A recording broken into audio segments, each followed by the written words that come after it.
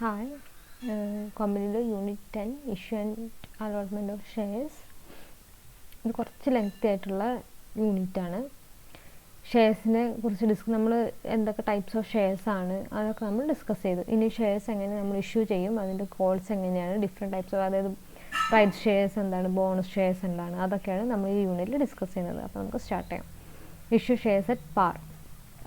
അതൊരു ഷെയറിൻ്റെ face വാല്യൂവിൽ issue ചെയ്യുന്നതിനാണ് നമ്മൾ ഇഷ്യൂ ഷെയർസ് അറ്റ് പാർ എന്ന് പറയുന്നത്. when shares are issued at a price equal to their face value, it is termed as shares issued at par. It means when the share issue price is equal to the face value, it is called the issue price at par.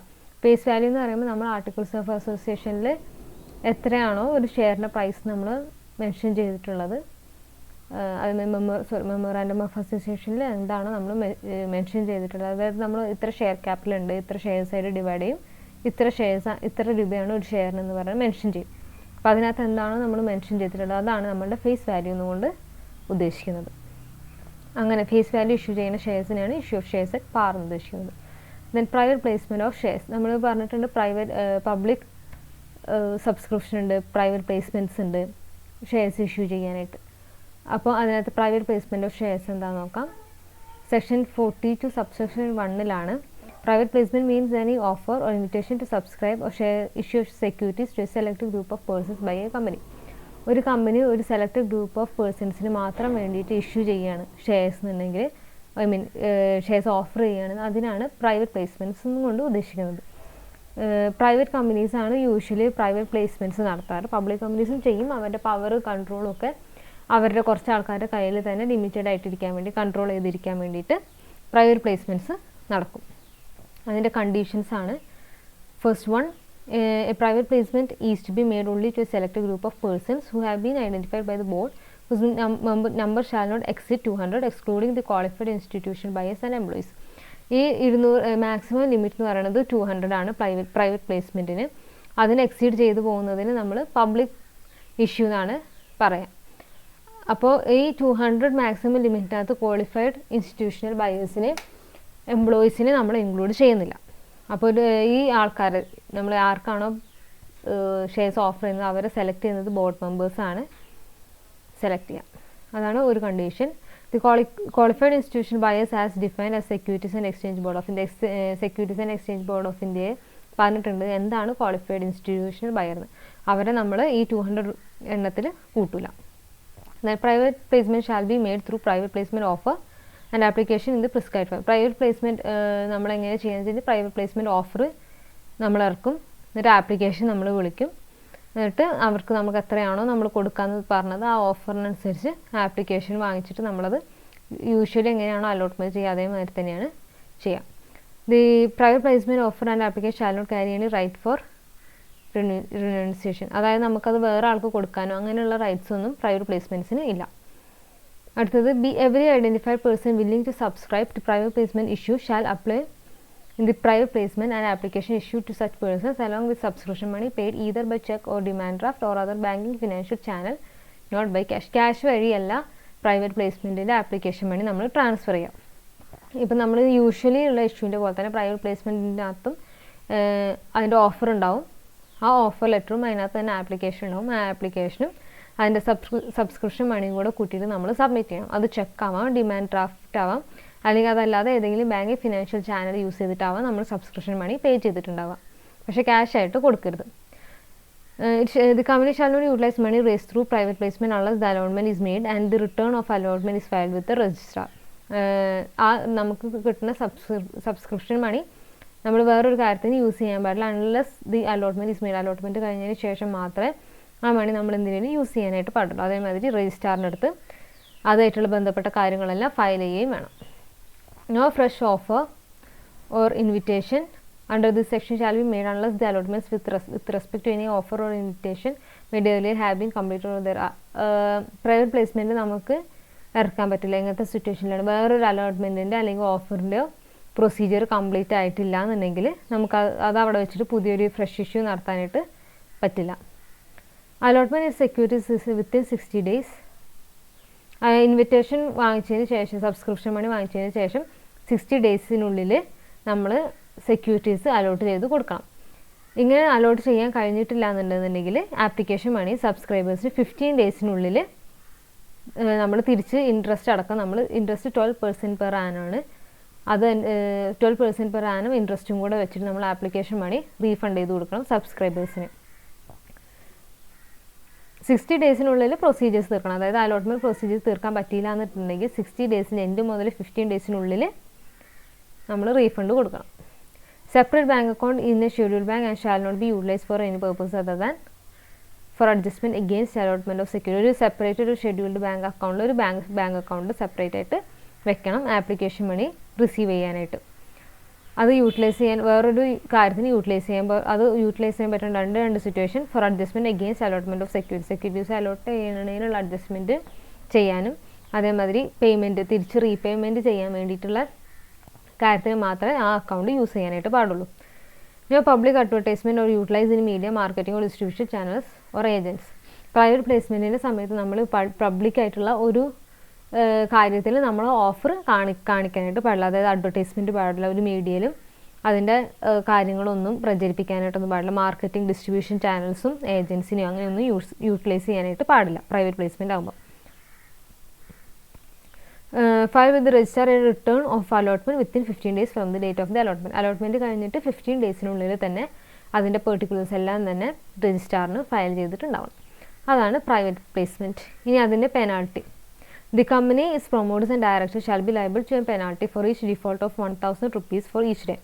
ഓരോ ദിവസം ഈ നമ്മൾ മേലെ പറഞ്ഞ കണ്ടീഷൻസിനകത്ത് എന്തെങ്കിലും ഒരു കാര്യത്തിനകത്ത് എന്തെങ്കിലും തെറ്റ് വരുത്തിയിട്ടുണ്ടെന്നുണ്ടെങ്കിൽ കമ്പനിക്ക് അതിൻ്റെ പ്രൊമോട്ടേഴ്സിന് അതിൻ്റെ ഡയറക്ടേഴ്സിന് 1,000 rupees ഓരോ ദിവസവും 1,000 rupees വെച്ച് ഫൈൻ ഈടാക്കാം. പക്ഷേ 25 lakhs rupees കൂടുതലാവാനും പാടില്ല. ഇതിൻ്റെ ഇടയിലാണ് ഫൈൻ വരിക. Subject to subsection 2 of the company makes an offer or accepts monies in contravention of this action, the company's promoters and directors. ഇതിൻ്റെ ഈ സെക്ഷന് എതിരായിട്ട് എന്തെങ്കിലും കാര്യങ്ങൾ പ്രൊമോട്ടേഴ്സോ ഡയറക്ടേഴ്സോ കമ്പനി ചെയ്ത് കഴിഞ്ഞാൽ അവർക്ക് സെപ്പറേറ്റ് വേറെ പെനാൾട്ടിയും കിട്ടും. 2 crore വരെ 2 crore വരെയാണ് പെനാൾട്ടി കിട്ടുക. അല്ലെങ്കിൽ ഈ പ്രൈവറ്റ് പ്ലേസ്മെൻറ്റ് വെച്ചിട്ട് എത്ര രൂപയാണോ റേസ് ചെയ്തത് അത് മുതൽ അപ് ടു 2 crore വരെ ഫൈൻ കിട്ടാനായിട്ട് ചാൻസ് ഉണ്ട്. അതാണ് പ്രൈവറ്റ് പ്ലേസ്മെൻറ്റ്സിൻ്റെ കണ്ടീഷൻസും പെനാൾട്ടിയും റെഗുലേഷൻസ് എല്ലാം. ഇനി പബ്ലിക് ഇഷ്യൂ ഓഫ് ഓഫർ. 200 ആൾക്കാരിൽ കൂടുതൽ നമ്മൾ ഷെയർസ് ഇഷ്യൂ ചെയ്യുകയാണെന്നുണ്ടെങ്കിൽ അതിനാണ് നമ്മൾ പബ്ലിക് ഇഷ്യൂ ഓഫ് ഷെയർസ് കൊണ്ട് ഉദ്ദേശിക്കുന്നത്. അത് ഇനിഷ്യൽ പബ്ലിക് ഓഫർ ആവും, ഫെർദർ പബ്ലിക് ഓഫർ ആവും. അതിനകത്ത് പറഞ്ഞിട്ടുണ്ട് public offer of securities, initial public offer ഉണ്ട്, ഫെർദർ പബ്ലിക് ഓഫർ ഉണ്ട്. ഇനിഷ്യൽ പബ്ലിക് ഓഫറിൽ തന്നെ ഫ്രഷ് ഇഷ്യൂ ഉണ്ട്, ഓഫർ ഫോർ സെയിൽ ഉണ്ട്. ഫെർദർ പബ്ലിക് ഓഫറിലുണ്ട് ഫ്രഷ് ഇഷ്യൂ, അതേമാതിരി ഓഫർ ഫോർ സെയിൽ. അപ്പോൾ നമുക്ക് ഇനിഷ്യൽ പബ്ലിക് ഓഫർ ഫസ്റ്റ് നോക്കാം.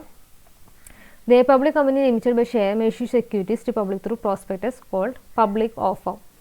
ഒരു കമ്പനി പ്രോസ്പെക്ടസ് ഇഷ്യൂ ചെയ്തിട്ട് അവരുടെ ഷെയർസ് ഇഷ്യൂ ചെയ്യാൻ വേണ്ടിയിട്ടുള്ള ഒരു പരസ്യം മതി നമ്മൾ പ്രോസ്പെക്ടസ് ഇഷ്യൂ. അങ്ങനെ പ്രോസ്പെക്ടസ് ഇഷ്യൂ ചെയ്തിട്ടാണ് ഷെയർസ് സെക്യൂരിറ്റീസ് പുറത്തോട്ട് ഇറക്കുന്നത് എന്നുണ്ടെങ്കിൽ അതിനെയാണ് നമ്മൾ പബ്ലിക് ഓഫർ കൊണ്ട് ഉദ്ദേശിക്കുന്നത്. Public offer has been defined by the section two explanation to section 23. Section 23 പ്രകാരം പബ്ലിക് ഓഫറിന് ഇതാണ് പറയുന്നത്. Public offer includes initial public offer of further public offer of securities to the public by a company. Public offer initial public offer ആവാം അല്ലെങ്കിൽ further public offer ആവാം. ഒരു public company പബ്ലിക്കിലോട്ട് company വിടുന്ന ഒരു ഓഫർ ആവാം. ഇനിഷ്യൽ പബ്ലിക് ഓഫർ ആവാം അല്ലെങ്കിൽ further public offer ആവാം. അല്ലെങ്കിൽ an offer for sale ആവാം of securities public by existing share holder. Already ഉള്ള ഷെയർ ഹോൾഡേഴ്സ് അവരുടെ സെക്യൂരിറ്റീസ് സെല് ചെയ്യുന്നതും ആവാം. Through issue of prospectus use ചെയ്തിട്ട് സെല് ചെയ്യുന്നതും ആവാം. അതിനെയാണ് പബ്ലിക് ഓഫർ എന്നുകൊണ്ട് ഉദ്ദേശിക്കുന്നത്. When company makes either a fresh issue of securities or offer is existing securities for sale or both for the first time to public, it's called the initial public offer. ആദ്യമായിട്ട് നമ്മൾ shares issue ചെയ്യുന്നതിനാണ് initial public offer എന്ന് പറയാം. അത് fresh issue ആവും, അതായത് company പുതിയതായിട്ട് shares issue ചെയ്യാൻ വേണ്ടിയിട്ട് അതാണ് ഫ്രഷ് ഇഷ്യൂ. ആദ്യമായിട്ട് നമ്മളൊരു ഷെയർ ഇഷ്യൂ ചെയ്യുന്നതാണ് ഫ്രഷ് ഇഷ്യൂ എന്ന് പറയുന്നത്. അല്ലാതെ ഓഫർ ഫോർ സെയിൽ എന്ന് വെച്ചാൽ ഓൾറെഡി എക്സിസ്റ്റിംഗ് ആയിട്ടുള്ള ഷെയർസ് രണ്ടാമത് വേറെ ഇഷ്യൂ ചെയ്യുന്നതാണ് നമ്മൾ fresh issue offer for sale എന്നുകൊണ്ട് ഉദ്ദേശിക്കുന്നത്. ഇപ്പോൾ ഓൾറെഡി ഉള്ള എക്സിസ്റ്റിംഗ് ഷെയർ ഹോൾഡേഴ്സ് തന്നെ അവരുടെ ഷെയർസ് വേറെ ആൾക്കാർക്കെങ്കിലും വിൽക്കണം എന്നുണ്ടെങ്കിൽ അവരത് ഓഫർ ഫോർ സെയിലായിട്ടാണ് കൊടുക്കുക. അപ്പോൾ ഫ്രഷ് ഇഷ്യൂ എന്ന് പറയുമ്പോൾ ഇനിഷ്യൽ പബ്ലിക് ഓഫർ എന്ന് പറയുമ്പോൾ ഫസ്റ്റ് ആയിട്ട് ചെയ്യുന്ന ഫ്രഷ് ഇഷ്യൂവിനെയും അതായത് ഓഫർ ഫോർ സെയിലിനെയാണ് ഇനിഷ്യൽ പബ്ലിക് ഓഫർ എന്നുകൊണ്ട് ഉദ്ദേശിക്കുന്നത്. അതിന് ശേഷമുള്ളതിനെയാണ് ഫെർദർ പബ്ലിക് ഓഫർ എന്നുകൊണ്ട് ഉദ്ദേശിക്കുന്നത്. അതായത് ഫ്രഷ് ഇഷ്യൂ കഴിഞ്ഞതിന് ശേഷം പിന്നെ അതേമാതിരി ഓഫർ ഫോർ സെയിൽ കഴിഞ്ഞതിന് ശേഷം അതിന് ശേഷം ഉണ്ടാകുന്ന ഓഫർ ഫോർ സെയിൽസിനെയാണ് നമ്മൾ ഫെർദർ പബ്ലിക് ഓഫർ എന്നുകൊണ്ട് പറയുന്നത്. Then SEBI issue of capital and disclosure requirements regulations 2018 with respect to public issue of security shares or any security converted. ഈ ഗൈഡ് ലൈൻസ് വരുന്നത് ഇക്വിറ്റി ഷെയർസ് ഇഷ്യൂ ചെയ്യാനും അതേമാതിരി ഇക്വിറ്റി ഷെയർസ് ആയിട്ട് convert ചെയ്യാൻ പറ്റുന്ന securities issue ചെയ്യാൻ വേണ്ടിയിട്ടാണ് സെബി റെഗുലേഷൻസ് പറഞ്ഞിട്ടുള്ളത്. 2018 റെഗുലേഷൻസിലാണ് അത് പറഞ്ഞിട്ടുള്ളത്. Then initial public offer entities not eligible to make an initial public offer. Initial public offer ചെയ്യാൻ പറ്റാത്ത എൻറ്റിറ്റീസ് ഏതൊക്കെയാണ്? First one capital market debar. SEBI പ്രകാരം ക്യാപിറ്റൽ മാർക്കറ്റ് ഡീബാർ ചെയ്തിട്ടുള്ള ആൾക്കാർക്ക് ഇനിഷ്യൽ പബ്ലിക് ഓഫർ കൊടുക്കാനായിട്ട് പാടില്ല. അതേമാതിരി പ്രൊമോട്ടേഴ്സ്, ഡയറക്ടേഴ്സ് അല്ലെങ്കിൽ വേറെ ഏതെങ്കിലും കമ്പനിക്ക് ഇതേമാതിരി പ്രൊമോട്ടറോ ഡയറക്ടറോ ആയിട്ട് ഇരുന്ന സമയത്ത് ആ കമ്പനീനെ ഡീബാർ ചെയ്തിട്ടുണ്ടെന്നുണ്ടെങ്കിലും ആ കമ്പനിയിൽ ഉണ്ടായിരുന്ന പ്രൊമോട്ടറോ ഡയറക്ടറോ ആണ് പുതിയ കമ്പനിയിൽ ഫ്രഷ് ഇഷ്യൂ നടത്തുന്നുണ്ടെങ്കിൽ അവർക്കും fresh issue initial public offer കൊടുക്കാനായിട്ട് സാധിക്കില്ല. അതേമാതിരി ഡയറക്ടർ പ്രൊമോട്ടർ ആയിരിക്കുന്ന സമയത്ത് വിൽഫുള്ളി ഡിഫോൾട്ട് ചെയ്തിട്ടുള്ള ആൾക്കാരാണെങ്കിലും ഇനീഷ്യൽ പബ്ലിക് ഓഫർ ചെയ്യാനായിട്ട് പറ്റില്ല. Promoters, directors in A fugitive economic offender. Fugitive economic offender എന്ന് പറയുമ്പോഴത്തേനും ഒളിച്ചോടിപ്പോയ, അതായത് ഇപ്പോൾ എന്തെങ്കിലും തെറ്റൊക്കെ ചെയ്തിട്ട് മുങ്ങി നടക്കുന്ന ആൾക്കാരെയാണ് ഫ്യൂജിറ്റീവ് എന്ന് പറഞ്ഞ് ഉദ്ദേശിക്കുന്നത്. അപ്പോൾ അങ്ങനെ നടക്കുന്ന പ്രൊമോട്ടേഴ്സും ഡയറക്ടേഴ്സിനും ഉള്ള കമ്പനികൾക്കും ഇനിഷ്യൽ പബ്ലിക് ഓഫർ കൊടുക്കാനായിട്ട് പാടില്ല. ഇത് അപ്ലൈ ചെയ്യില്ല. എന്ന് വെച്ച് കഴിഞ്ഞാൽ അതിൻ്റെ ഡീബാറിൻ്റെ പീരീഡ് ഓൾറെഡി ഓവർ ആയിട്ടുണ്ടെന്നുണ്ടെങ്കിൽ, അതായത് അതിൻ്റെ ടൈം പീരീഡ് ഇപ്പോൾ 3 വർഷത്തേക്കാണ് ഡീബാർ ചെയ്തതെന്നുണ്ടെങ്കിൽ 3 വർഷം കഴിഞ്ഞതിന് ശേഷം അവർക്ക് ഇനിഷ്യൽ പബ്ലിക് ഓഫർ കൊടുക്കാം. ദെൻ അടുത്തത് outstanding convertible securities or any other right which would entitle any person with any option to receive equity shares of the issuer.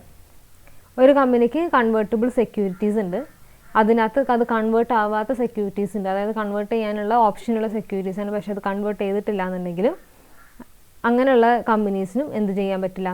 Initial public offer കൊടുക്കാനായിട്ട് പറ്റില്ല. ഇത് അപ്ലൈ ചെയ്യാത്ത സിറ്റുവേഷൻ എന്ന് വെച്ച് കഴിഞ്ഞാൽ outstanding options granted to employee stock option plan പ്രകാരം കൊടുത്തിട്ടുള്ള shares ആണെന്നുണ്ടെങ്കിൽ, കൺവേർട്ടബിൾ സെക്യൂരിറ്റീസ് ആണെന്നുണ്ടെങ്കിൽ, അതാണ് കൺവേർട്ട് ചെയ്യാത്തതെന്നുണ്ടെങ്കിൽ അവർക്ക് വേണമെങ്കിൽ ഇക്വിറ്റി ഷെയർസ് വേറെ ഇനിഷ്യൽ പബ്ലിക് ഓഫർ വഴി ചെയ്യാം. അതേമാതിരി fully paid outstanding convertible security required to be converted on or before the date of filing of the red herring prospectus. Red herring prospectus അല്ലെങ്കിൽ പ്രോസ്പെക്ടസ് ഇഷ്യൂ ചെയ്യുന്നതിന് മുമ്പ് convert ചെയ്യാനുള്ളതാണെന്നുണ്ടെങ്കിൽ, fully paid outstanding convertible securities ആണെന്നുണ്ടെങ്കിൽ അതാണ് അങ്ങനത്തെ situation ആണെങ്കിലും issue ചെയ്യാനായിട്ട് പറ്റും. ഇപ്പോൾ ഇനിഷ്യൽ പബ്ലിക് ഓഫർ ഇഷ്യൂ ചെയ്യാനായിട്ട് പറ്റും. Then eligibility requirements for an initial public offer. ഒരു ഇനിഷ്യൽ പബ്ലിക് ഓഫർ നടത്തണമെന്നുണ്ടെങ്കിൽ നമുക്ക് വേണ്ട റിക്വയർമെൻറ്റ്സ് ആണ്. First, an issue shall be eligible to make an initial public offer only if. ഈ താഴെ പറഞ്ഞിട്ടുള്ള കണ്ടീഷൻസ് ഫുൾഫിൽ ചെയ്താൽ മാത്രമേ ഇനിഷ്യൽ പബ്ലിക് ഓഫർ ഒരു കമ്പനിക്ക് ഇഷ്യൂ ചെയ്യാനായിട്ട് പറ്റുള്ളൂ. First one, it has net tangible asset of at least 3 crore rupees. At least 3 കോടി രൂപയുടെ നെറ്റ് ടാഞ്ചിബിൾ അസറ്റ്സ് എങ്കിലും കമ്പനിയുടെ കയ്യിൽ ഉണ്ടാവണം. Each of the preceding 3 years, അതായത് 3 വർഷത്തിന്. എപ്പോഴാണ് നമ്മൾ ഇനിഷ്യൽ പബ്ലിക് ഓഫർ കൊടുക്കുന്നത്? അതിന് 3 വർഷം മുമ്പ്, 3 വർഷം അവസാനത്ത്, അതായത് ഇപ്പോൾ 2024 കൊടുക്കുന്നതെന്നുണ്ടെങ്കിൽ 2023, 2022, 2021 എന്തുണ്ടാവണം? അറ്റ്ലീസ്റ്റ് 3 crore rupeesൻ്റെ നെറ്റ് ടാഞ്ചിബിൾ അസറ്റ്സ് എങ്കിലും ആ കമ്പനിക്ക് ഉണ്ടാവണം. അതിനകത്ത് not more than 50% is has held in monetary asset. Monetary അസറ്റായിട്ട് 50% മാത്രമേ വെക്കാനും പാടുള്ളൂ. അതാണ് first condition. If more than 50% of the net tangible assets are held in monetary asset, the issuer should have utilised or made firm commitments to utilize such excess monetary assets in its business or project. In case 50%-നെക്കാട്ടും കൂടുതൽ net tangible assets monetary assets ആയിട്ടാണ് വെച്ചിട്ടുള്ളത് എന്നുണ്ടെങ്കിൽ ആ company അല്ലെങ്കിൽ business ഒരു confirmation കൊടുക്കണം. അതായത് അതിന് മുമ്പ് ഇഷ്യൂർ അത് യൂട്ടിലൈസ് ചെയ്യുക, അതുപോലെ എന്തെങ്കിലും എക്സസ് ആയിട്ടുള്ള മോണിറ്ററി അസറ്റ്സ് വേറെ എന്തെങ്കിലും കാര്യത്തിന് യൂസ് ചെയ്യുക എന്നുള്ള കമ്മിറ്റ്മെൻറ്റ് കൊടുക്കണം. Further the limit of 50% on monetise shall not be applicable in case of initial public offer is made entirely through an offer for sale. Initial public offer for sale through ആണ് ചെയ്യണമെന്നുണ്ടെങ്കിൽ ഈ 50% limit വയ്ക്കുന്നില്ല. അതേമാതിരി average operating profit for at least 15 crore rupees preceding 3 years. Last 3 yearsന് at least 15 crore rupees എങ്കിലും average operating profit ഉണ്ടായിട്ടുണ്ടാവണം. അതേമാതിരി it has a net worth of at least 1 crore rupee in each of the preceding 3 full years. അവസാനത്തെ 3 full yearsന് at least 1 കോടി രൂപയെങ്കിലും net worth ഉണ്ടായിരിക്കണം ആ കമ്പനിക്ക്. അതേമാതിരി change it's name within the last 1 year. Last 1 year എപ്പോഴെങ്കിലും പേര് ചേഞ്ച് ചെയ്തിട്ടുണ്ടെന്നുണ്ടെങ്കിൽ അറ്റ്ലീസ്റ്റ് 50% റവന്യൂ എങ്കിലും ആ പുതിയ പേരിൽ ഉണ്ടായിട്ടുള്ളതാവണം. അതായത് 50% റവന്യൂ എങ്കിലും ആ പുതിയ പേര് ആക്കിയതിന് ശേഷം ഏൺ ചെയ്തിട്ടുള്ള റവന്യൂ ആയിരിക്കണം. അതാണ് ഒരു issuer initial public offer issue ചെയ്യാനുള്ള ഒരു ഇഷ്യൂവറിൻ്റെ എലിജിബിലിറ്റി ക്രൈറ്റീരിയാസ് എന്ന് പറയുന്നത്. അടുത്തത് an issuer not satisfy the condition stipulated in subsection 1 shall be eligible to make an initial public offer only if the issue is made through the book building process. ഈ മേലത്തെ conditions satisfy ചെയ്തിട്ടില്ല എന്നുണ്ടെങ്കിലും ഒരു ഇഷ്യൂവറിന് initial public offer ചെയ്യാൻ പറ്റും. പക്ഷേ അത് book building process വെച്ചിട്ട് മാത്രമേ ചെയ്യാൻ പറ്റുള്ളൂ. ബുക്ക് ബിൽഡിംഗ് പ്രോസസ്സ് എന്താണെന്ന് നമ്മൾ ലേറ്റർ പഠിക്കും. ആ പ്രോസസ്സ് വെച്ചിട്ട് മാത്രമേ ഇനിഷ്യൽ പബ്ലിക് ഓഫർ ചെയ്യാനായിട്ട് പറ്റുള്ളൂ. And the issuer undertakes to allot at least 75% of the network to qualified institution buyers. അതിനകത്ത് എങ്ങനെയാണെന്ന് അതേപോലെ അതിൻ്റെ കൂടെ ഇഷ്യൂവർ എന്ത് ചെയ്യണം, അറ്റ്ലീസ്റ്റ് മിനിമം ഒരു 75% എങ്കിലും ഷെയർസ്, ഏറ്റവും മിനിമം ആണ് പറയുന്നത്, അത്രയെങ്കിലും ഷെയർസ് ക്വാളിഫൈഡ് ഇൻസ്റ്റിറ്റ്യൂഷണൽ ബയേഴ്സിന് വേണം അലോട്ട് ചെയ്ത് കൊടുക്കാനായിട്ട്. And to refund the full subscription money if fails to do so. അതേമാതിരി മിനിമം സബ്സ്ക്രിപ്ഷൻ എത്തിയിട്ടില്ല എന്നുണ്ടെങ്കിൽ ഫുൾ സബ്സ്ക്രിപ്ഷൻ മണിയും റീഫണ്ട് ചെയ്യാനായിട്ടും സാധിക്കും. പിന്നെ ജനറൽ ആയിട്ടുള്ള കുറച്ച് കണ്ടീഷൻസ് ആണ്. An issuer making an initial public offer shall ensure that. Initial public offer issue ചെയ്യുന്ന ഒരു ഇഷ്യൂവർ ഉറപ്പുവരുത്തേണ്ട കാര്യങ്ങളാണ്. First application to 1 or more stock exchange. അതായത് സ്റ്റോക്ക് എക്സ്ചേഞ്ചിൽ അവരുടെ സെക്യൂരിറ്റീസ് എക്സ്ചേഞ്ച് ചെയ്യാനുള്ള അപ്രൂവൽ വാങ്ങിക്കാൻ വേണ്ടിയിട്ട്, അവരുടെ സെക്യൂരിറ്റീസ് ലിസ്റ്റ് ചെയ്യാനുള്ള അപ്രൂവൽ വാങ്ങിക്കാൻ വേണ്ടിയിട്ട് സ്റ്റോക്ക് എക്സ്ചേഞ്ചിൽ ആപ്ലിക്കേഷൻ കൊടുക്കണം. അതേമാതിരി അവരുടെ സെക്യൂരിറ്റീസ് ഡീമെറ്റീരിയലൈസ് ചെയ്യാൻ വേണ്ടിയിട്ട് ഡെപ്പോസിറ്ററി ആയിട്ട് എഗ്രിമെൻറ്റ് വെക്കണം. All specified securities held by the promoters are dematerialise form. അവർ ഉറപ്പ് വരുത്തണം അവർ പ്രൊമോട്ടേഴ്സിൻ്റെ അടുത്തുള്ള എല്ലാ സ്പെസിഫൈഡ് സെക്യൂരിറ്റീസും ഡീമെറ്റീരിയലൈസ്ഡ് ഫോമിലാണ് എന്നുള്ളത് ഉറപ്പ് വരുത്തണം. അതേമാതിരി എല്ലാ പകുതി, അതായത് പാർട്ട്ലി പെയ്ഡപ്പ് ഇക്വിറ്റി ഷെയർസും ഫുള്ളി പെയ്ഡപ്പ് ആക്കിയിട്ടുണ്ട് എന്നുള്ളത്, അല്ലെങ്കിൽ അത് ബാക്കി ഉണ്ടെന്നുണ്ടെങ്കിൽ അത് ഫോർഫീറ്റ് ചെയ്തിട്ടുണ്ട് എന്നുള്ളത് ഉറപ്പ് വരുത്തണം ഇനിഷ്യൽ പബ്ലിക് ഓഫറിന് മുമ്പ്. അതേമാതിരി it has made firm arrangements of finance through verifiable means towards 75% of the stated means of finance for a specific project proposed to be funded from the issue proceeds. അതായത് പുതിയ issue നടത്തുന്നുണ്ടെങ്കിൽ അതിൻ്റെ 75% എങ്കിലും cash എന്തിനാണ് use ചെയ്യുന്നതെന്നുള്ളതും അതിൻ്റെ അറേഞ്ച്മെൻറ്റ്സും കാര്യങ്ങളും എല്ലാം ചെയ്തിട്ടുണ്ടാവണം. ദെൻ അടുത്തത് the amount of general corporate purposes offer document shall not exceed 25% of the amount being raised by issuer. അതിൻ്റെ ജനറൽ കോർപ്പറേറ്റ് പർപ്പസസിന് ഓഫർ ഡോക്യുമെൻറ്റിൽ പറഞ്ഞിട്ടുണ്ടാവണം. അത് മിനിമം മാക്സിമം 25% എങ്കിലും എമൗണ്ട് ഷെയർസ് ഇഷ്യൂ ചെയ്യേണ്ടത് എന്തിനു വേണ്ടിയിട്ടാണ്, ജനറൽ കോർപ്പറേറ്റ് പർപ്പസിന് വേണ്ടിയിട്ട് ആണ്. അതിനെക്കാട്ടും കൂടുതൽ ഇഷ്യൂ ചെയ്യാനായിട്ട് പാടില്ല. 25% ആണ് maximum. Then further public offer eligibility requirements. Entity is not eligible to make a further public offer. ഇപ്പോൾ ഓൾറെഡി ഷെയർസ് ഇഷ്യൂ ചെയ്തു, പിന്നെ അതൊരു പബ്ലിക്കിലോട്ട് പിന്നെയും നമുക്ക് ഷെയർസ് ട്രാൻസ്ഫർ ചെയ്യാൻ വേണ്ടിയിട്ട്, അല്ലെങ്കിൽ ഷെയർസ് വേറെ ആൾക്ക് ഇഷ്യൂ ചെയ്യാൻ പറ്റാത്ത സിറ്റുവേഷനാണ് ഫസ്റ്റ് പറയുന്നത്.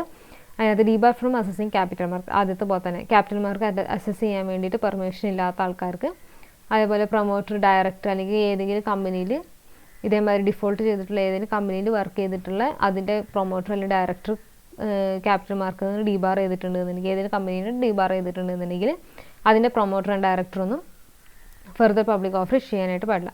അതേമാതിരി മനഃപൂർവ്വം എന്തെങ്കിലും തെറ്റ് ചെയ്തിട്ടുണ്ട്, ഡിഫോൾട്ട് ചെയ്തിട്ടുണ്ടെന്നുണ്ടെങ്കിൽ പിന്നെ അതേമാതിരി ഈ തെറ്റ് ചെയ്തിട്ട് മുങ്ങി നടക്കുന്ന ഫ്യൂജിറ്റീവ് എക്കണോമിക് ഒഫൻഡർ, അതൊക്കെ നേരത്തെ അതേ റിക്വയർമെൻറ്റ്സ് തന്നെയാണ്, കാര്യങ്ങൾ തന്നെയാണ് ഇഷ്യൂ ചെയ്യാൻ പാടില്ലാത്ത ആൾക്കാർ. Then eligibility requirement four further public offer ചെയ്യാൻ വേണ്ടിയുള്ള എലിജിബിലിറ്റി റിക്വയർമെൻ്റ് ആണ്. First one, if it has change it's name within last, അതായത് അറ്റ്ലീസ്റ്റ് 50 1 ഇയറിൽ ലാസ്റ്റ് ഇയറിൽ കമ്പനിയുടെ പേര് ചേഞ്ച് ചെയ്തിട്ടുണ്ടെന്നുണ്ടെങ്കിൽ ആ ലാസ്റ്റ് ഇയറിൽ ഉണ്ടാകുന്ന 50% ഇൻകമെങ്കിലും പുതിയ പേര് ഇട്ടതിന് ശേഷം ഏൺ ചെയ്തിട്ടുള്ള റവന്യൂ ആയിരിക്കാം. അതേമാതിരി ഇതേമാതിരി പേര് ചേഞ്ച് ചെയ്തിട്ടുണ്ടെങ്കിൽ ബുക്ക് ബിൽഡിംഗ് പ്രോസസ്സിലൂടെ ആയിരിക്കണം ഫർദർ പബ്ലിക് ഓഫർ കൊടുക്കേണ്ടത്. At least 75% the book building process and the issuer undertakes to allot at least 75% of the net offer to qualified institution buyers. അത് നേരത്തെ അതേപോലെ തന്നെയാണ്. അറ്റ്ലീസ്റ്റ് 75% എങ്കിലും ക്വാളിഫൈഡ് ഇൻസ്റ്റിറ്റ്യൂഷൻ ബയേഴ്സിന് വേണം അലോട്ട് ചെയ്ത് കൊടുക്കാനായിട്ട്. അങ്ങനെ ചെയ്യാൻ പറ്റിയിട്ടില്ല എന്നുണ്ടെങ്കിൽ ഫുൾ സബ്സ്ക്രിപ്ഷൻ മണി റീഫണ്ട് ചെയ്ത് കൊടുക്കാം.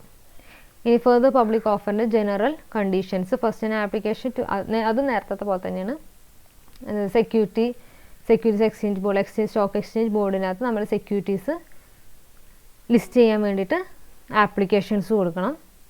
അതേമാതിരി ഡെപ്പോസിറ്ററിൻ്റെ അടുത്ത് സെക്യൂരിറ്റീസ് ഡീമെറ്റീരിയലൈസ് ചെയ്യാനുള്ള എഗ്രിമെൻ്റ് ഉണ്ടാവണം. ഓൾ എക്സിസ്റ്റിംഗ് ആയിട്ടുള്ള പാർട്ട്ലി പെയ്ഡ് അപ്പ് ഷെയർസ് അത് ഫുള്ളി പെയ്ഡ് അപ്പ് ഷെയർസ് ആക്കി മാറ്റണം. അല്ലാന്നുണ്ടെങ്കിൽ അത് ഫോർഫിറ്റ് ചെയ്ത് കളയണം. അതേമാതിരി എന്തിനു വേണ്ടിയിട്ടാണോ ഷെയർസ് ഇഷ്യൂ ചെയ്യുന്നത് അതിൻ്റെ 75% എങ്കിലും അതിൻ്റെ വെരിഫയബിൾ ആയിട്ടുള്ള മീൻസിന് വേണ്ടിയിട്ടായിരിക്കണം അത് യൂസ് ചെയ്യുക എന്നുള്ളതിൻ്റെ അറേഞ്ച്മെൻറ്റ്സും കാര്യങ്ങളും എല്ലാം ചെയ്തിട്ടുണ്ടാവണം. അതൊക്കെ നേരത്തെ അതേ കണ്ടീഷൻസാണ്. ഇനിഷ്യൽ പബ്ലിക് ഓഫറിനും ഫർദർ പബ്ലിക് ഓഫറിനും സെയിം കണ്ടീഷൻസ് തന്നെയാണ് വരുന്നത്. Then right shares. When a company having share capital proposes to increase its subscribed capital by the issue of further shares, such shares shall be offered to the existing shareholders under section 62 subsection 1 subsection A. It is called rights issue. If such shares are offered to employees, it calls employee stock option under section 62 subsection 1 subsection B. Right shares എന്ന് പറയുന്നത് ഒരു കമ്പനിക്ക് അവരുടെ share capital increase ചെയ്യണം. അപ്പോൾ further shares issue ചെയ്യാനായിട്ട് ആഗ്രഹമുണ്ട്. അപ്പോൾ അങ്ങനെ ചെയ്യുമ്പോൾ അവർക്ക് വേണമെങ്കിൽ ഓൾറെഡി ഉള്ള ഓൾറെഡി ഉള്ള ഷെയർ ഹോൾഡേഴ്സിന് തന്നെ വേണമെങ്കിൽ അവർക്ക് ഷെയർസ് ആദ്യം ഓഫർ ചെയ്യാം. അതിനാണ് റൈറ്റ് ഷെയർസ് എന്ന് പറയുന്നത്. അതായത് റൈറ്റ്സ് ഇഷ്യൂ അങ്ങനത്തെ ഇഷ്യൂവിനെയാണ് റൈറ്റ്സ് ഇഷ്യൂ എന്ന് പറയുന്നത്. അങ്ങനത്തെ ഷെയർസിന് റൈറ്റ് ഷെയർസ് എന്നാണ് പറയാം. ഇതേപോലത്തെ ഒരു പ്രിവിലേജ് എംപ്ലോയീസിന് കിട്ടും. അതായത് അവർക്ക് പുതിയ ഷെയർസ് ഇഷ്യൂ ചെയ്യുമ്പം അവർക്ക് എംപ്ലോയീസിന് ഒരു ഓഫർ കൊടുക്കും. നിങ്ങളുടെ ഷെയർസ് ഇഷ്യൂ ചെയ്യുന്നത് നിങ്ങൾക്ക് ഇത് വാങ്ങിക്കാനുള്ള ഓപ്ഷൻ ഉണ്ട് എന്ന് പറഞ്ഞിട്ട് കൊടുക്കുകയാണ്. അതിനെയാണ് നമ്മൾ എംപ്ലോയി സ്റ്റോക്ക് ഓപ്ഷൻ എന്ന് പറയാം. അത് സെക്ഷൻ 62 സബ്സെക്ഷൻ 1 സബ്സെക്ഷൻ ബിയിലാണ് അതുള്ളത്. ഇങ്ങനതല്ലാതെ ഷെയർ ഹോൾഡേഴ്സിനും അല്ലെങ്കിൽ എംപ്ലോയീസിനും അല്ലാതെ അതല്ലാതെ വേറെ പ്രിഫറൻഷ്യൽ ബേസിസിൽ വേണമെങ്കിലും ഷെയർസ് ഇഷ്യൂ ചെയ്യാം. അതിനെ റൈറ്റ് ഷെയർസ് തന്നെയാണ് ഉദ്ദേശിക്കുന്നത്. Section 62 subsection 1 reads, where at any time a company having a share capital proposes to increase its subscribed capital by the issue of further shares, such shares shall be offered are holders of equity shares of the company. അതായത് already ഉള്ള rights ഇഷ്യൂൻ്റെ conditions ആണ് പറയുന്നത്. ആ shares issue ചെയ്തതായിരിക്കണം already equity shares ഉള്ള ആൾക്കാർക്കായിരിക്കണം. Holders of equity shares of the company in proportion. അതായത് അവർക്ക് എത്രത്തോളം ഇക്വിറ്റി ഷെയർസ് ഉണ്ടോ, അതായത് ഇപ്പോൾ 3 ഷെയർസ് ഉള്ള ഒരാൾക്ക് ഒരു ഷെയറാണ് റൈറ്റ് ഷെയർ എന്ന് ഉദ്ദേശിക്കുകയാണ്. അങ്ങനെയാണ്. അതായത് 1 to 3 1 ഷെയറാണ്. ഓൾറെഡി 3 ഷെയർ ഉള്ള ആൾക്ക് ഒരു ഷെയർ കിട്ടുന്നതാണെന്നുണ്ടെങ്കിൽ 6 ഷെയർ ഉള്ള ആൾക്ക് 2 ഷെയർ വാങ്ങിക്കാനുള്ള റൈറ്റ്സ് ഉണ്ടാവും. അതാണ് proportion of the equity shares എന്ന് പറയുന്നത്. ഓൾറെഡി അവർക്ക് എത്ര പ്രൊപ്പോർഷനിലാണോ ഷെയർസ് ഉള്ളത് അതിന് പ്രൊപ്പോർഷനിലായിരിക്കും റൈറ്റ് ഷെയർസിന് റൈറ്റ്സ് ഉണ്ടാവുക. അതേമാതിരി ഒരു നോട്ടീസ് കൊടുക്കണം. റൈറ്റ് ഷെയർസ് ഇഷ്യൂ ചെയ്യാൻ നേരത്ത് നോട്ടീസ് കൊടുക്കണം. എത്ര ഷെയർസ് ആണുള്ളത്, എത്ര രൂപയാണ്, എത്ര ടൈമിനുള്ളിൽ വേണം ഇത് അവർക്ക് വാങ്ങിക്കണം എന്നുണ്ടെങ്കിൽ ഇത്ര ടൈമിനുള്ളിൽ വാങ്ങിക്കണം എന്നുള്ളതൊക്കെ നോട്ടീസിൽ പറഞ്ഞിട്ടുണ്ടാവും. Notice specifying the number of shares offered and limiting a time not being less than 15 days. 50 days ആണ് മിനിമം വെക്കുന്നത് ലിമിറ്റിംഗ് ടൈമിന്. അതായത് 15 daysന് ലിമിറ്റിംഗ് ടൈം വെക്കുക വെച്ച് കഴിഞ്ഞാൽ വിത്തിൻ 15 days എന്നാണ് പറയുക. അല്ലെങ്കിൽ 15 days ആണ് ഏറ്റവും മാക്സിമം ലിമിറ്റിംഗ് ഡേ വെക്കാനുള്ള ഇത്. അതിൽ കുറയ്ക്കാനായിട്ട് പാടില്ല. അതായത് വിത്തിൻ 10 days പറയാനായിട്ട് പറ്റില്ല. മിനിമം 15 days ആണ് ലിമിറ്റിംഗ് ടൈം എന്ന് പറയുന്നത്. അതിനുള്ളിൽ ആപ്ലിക്കേഷൻ വേണ്ടി തരണം എന്ന് പറയാം. But not exceeding 30 days. 15 daysന് 30 daysനാണ് ലിമിറ്റിംഗ് ടൈം വെക്കുക. അതിനുള്ളിൽ അതായത് ഓരോ കമ്പനിക്ക് അവർക്ക് ഇഷ്ടമുള്ള ലിമിറ്റിംഗ് ടൈം വെക്കാം. പക്ഷേ അങ്ങനെ കമ്പനിക്ക് ലിമിറ്റിംഗ് ടൈം വെക്കാൻ പറ്റുന്ന ഡേയ്സാണ് 15 daysന് അല്ലെങ്കിൽ 30 daysനുള്ളിൽ ഏത് ഡേറ്റ് വേണമെങ്കിലും ലിമിറ്റിംഗ് ടൈമായിട്ട് വെക്കാം. ഈ ലിമിറ്റിംഗ് ടൈമിനുള്ളിൽ തന്നെ റൈറ്റ്സ് ഷെയർസ് എലിജിബിൾ ആയിട്ടുള്ള ആൾക്കാർ അവർക്ക് ആപ്ലിക്കേഷൻ മണി കൊടുത്തിട്ട് വാങ്ങിക്കാം. അതെല്ലാം ആ ലിമിറ്റിംഗ് ടൈമും എത്രയാണ് ഷെയർസ് ഓഫർ ചെയ്യുന്നതെല്ലാം നോട്ടീസിൽ പറഞ്ഞിട്ടുണ്ടാവണം. Unless the articles of the company otherwise provide rights to renounce. Articles of association renounce ചെയ്യുക, അതായത് ആ റൈറ്റ്സ് ഇഷ്യൂനുള്ള റൈറ്റ് വേണ്ടാന്ന് വെക്കാനോ അല്ലെങ്കിൽ വേറെ ആൾക്ക് കൊടുക്കാനായിട്ടുള്ള ഓപ്ഷൻ ഉണ്ടെന്നുണ്ടെങ്കിൽ അത് ആർട്ടിക്കിൾസിൽ പറയണം. അങ്ങനെ പറഞ്ഞിട്ടില്ല എന്നുണ്ടെങ്കിൽ റൈറ്റ്സ് ടു റിനൗൺസ് ഉണ്ട്. അല്ലെങ്കിൽ അങ്ങനത്തെ ഓപ്ഷൻ ഇല്ല എന്നുണ്ടെങ്കിൽ അത് ആർട്ടിക്കിൾസിൽ പറയും. ഒന്നും പറഞ്ഞിട്ടില്ല എന്നുണ്ടെങ്കിലും അങ്ങനത്തെ റൈറ്റ്സ് ടു റിനൗൺസ് ഉണ്ട്. അതായത് ഷെയർസ് വേണ്ടാന്ന് വെക്കാനുള്ള അധികാരം ഈ പ്രിഫറൻഷ്യൽ റൈറ്റ്സ് ഉള്ള ആൾക്കാർക്ക് ഉണ്ട്. Then after the expiry of the time specified in the notice, the board of directors may dispose of them in such a manner which is not disadvantageous to the shareholders and the company. Notice കൊടുത്തു, പക്ഷെ അതിനുള്ളിൽ shares എടുത്തിട്ടില്ല എന്നുണ്ടെങ്കിലും അതും എല്ലാ കാര്യങ്ങളും after the expiry of the time specified നോട്ടീസിൽ പറഞ്ഞിട്ടുള്ള സമയം കഴിഞ്ഞ് കഴിഞ്ഞാൽ അതെല്ലാ കാര്യങ്ങളും ബോർഡ് ഓഫ് ഡയറക്ടേഴ്സാണ് കാര്യങ്ങളൊക്കെ ചെയ്യുക. എന്ത് കമ്പനിയുടെ അല്ലെങ്കിൽ ഷെയർ ഹോൾഡേഴ്സിൻ്റെയും ഒരു പ്രശ്നം വരാത്ത രീതിയിൽ അത് ഡീൽ ചെയ്യുന്നത് ബോർഡ് ഓഫ് ഡയറക്ടേഴ്സാണ്. അതാണ് റൈറ്റ്സ് ഷെയർസ്. അടുത്തത് ബോണസ് ഷെയർസ്.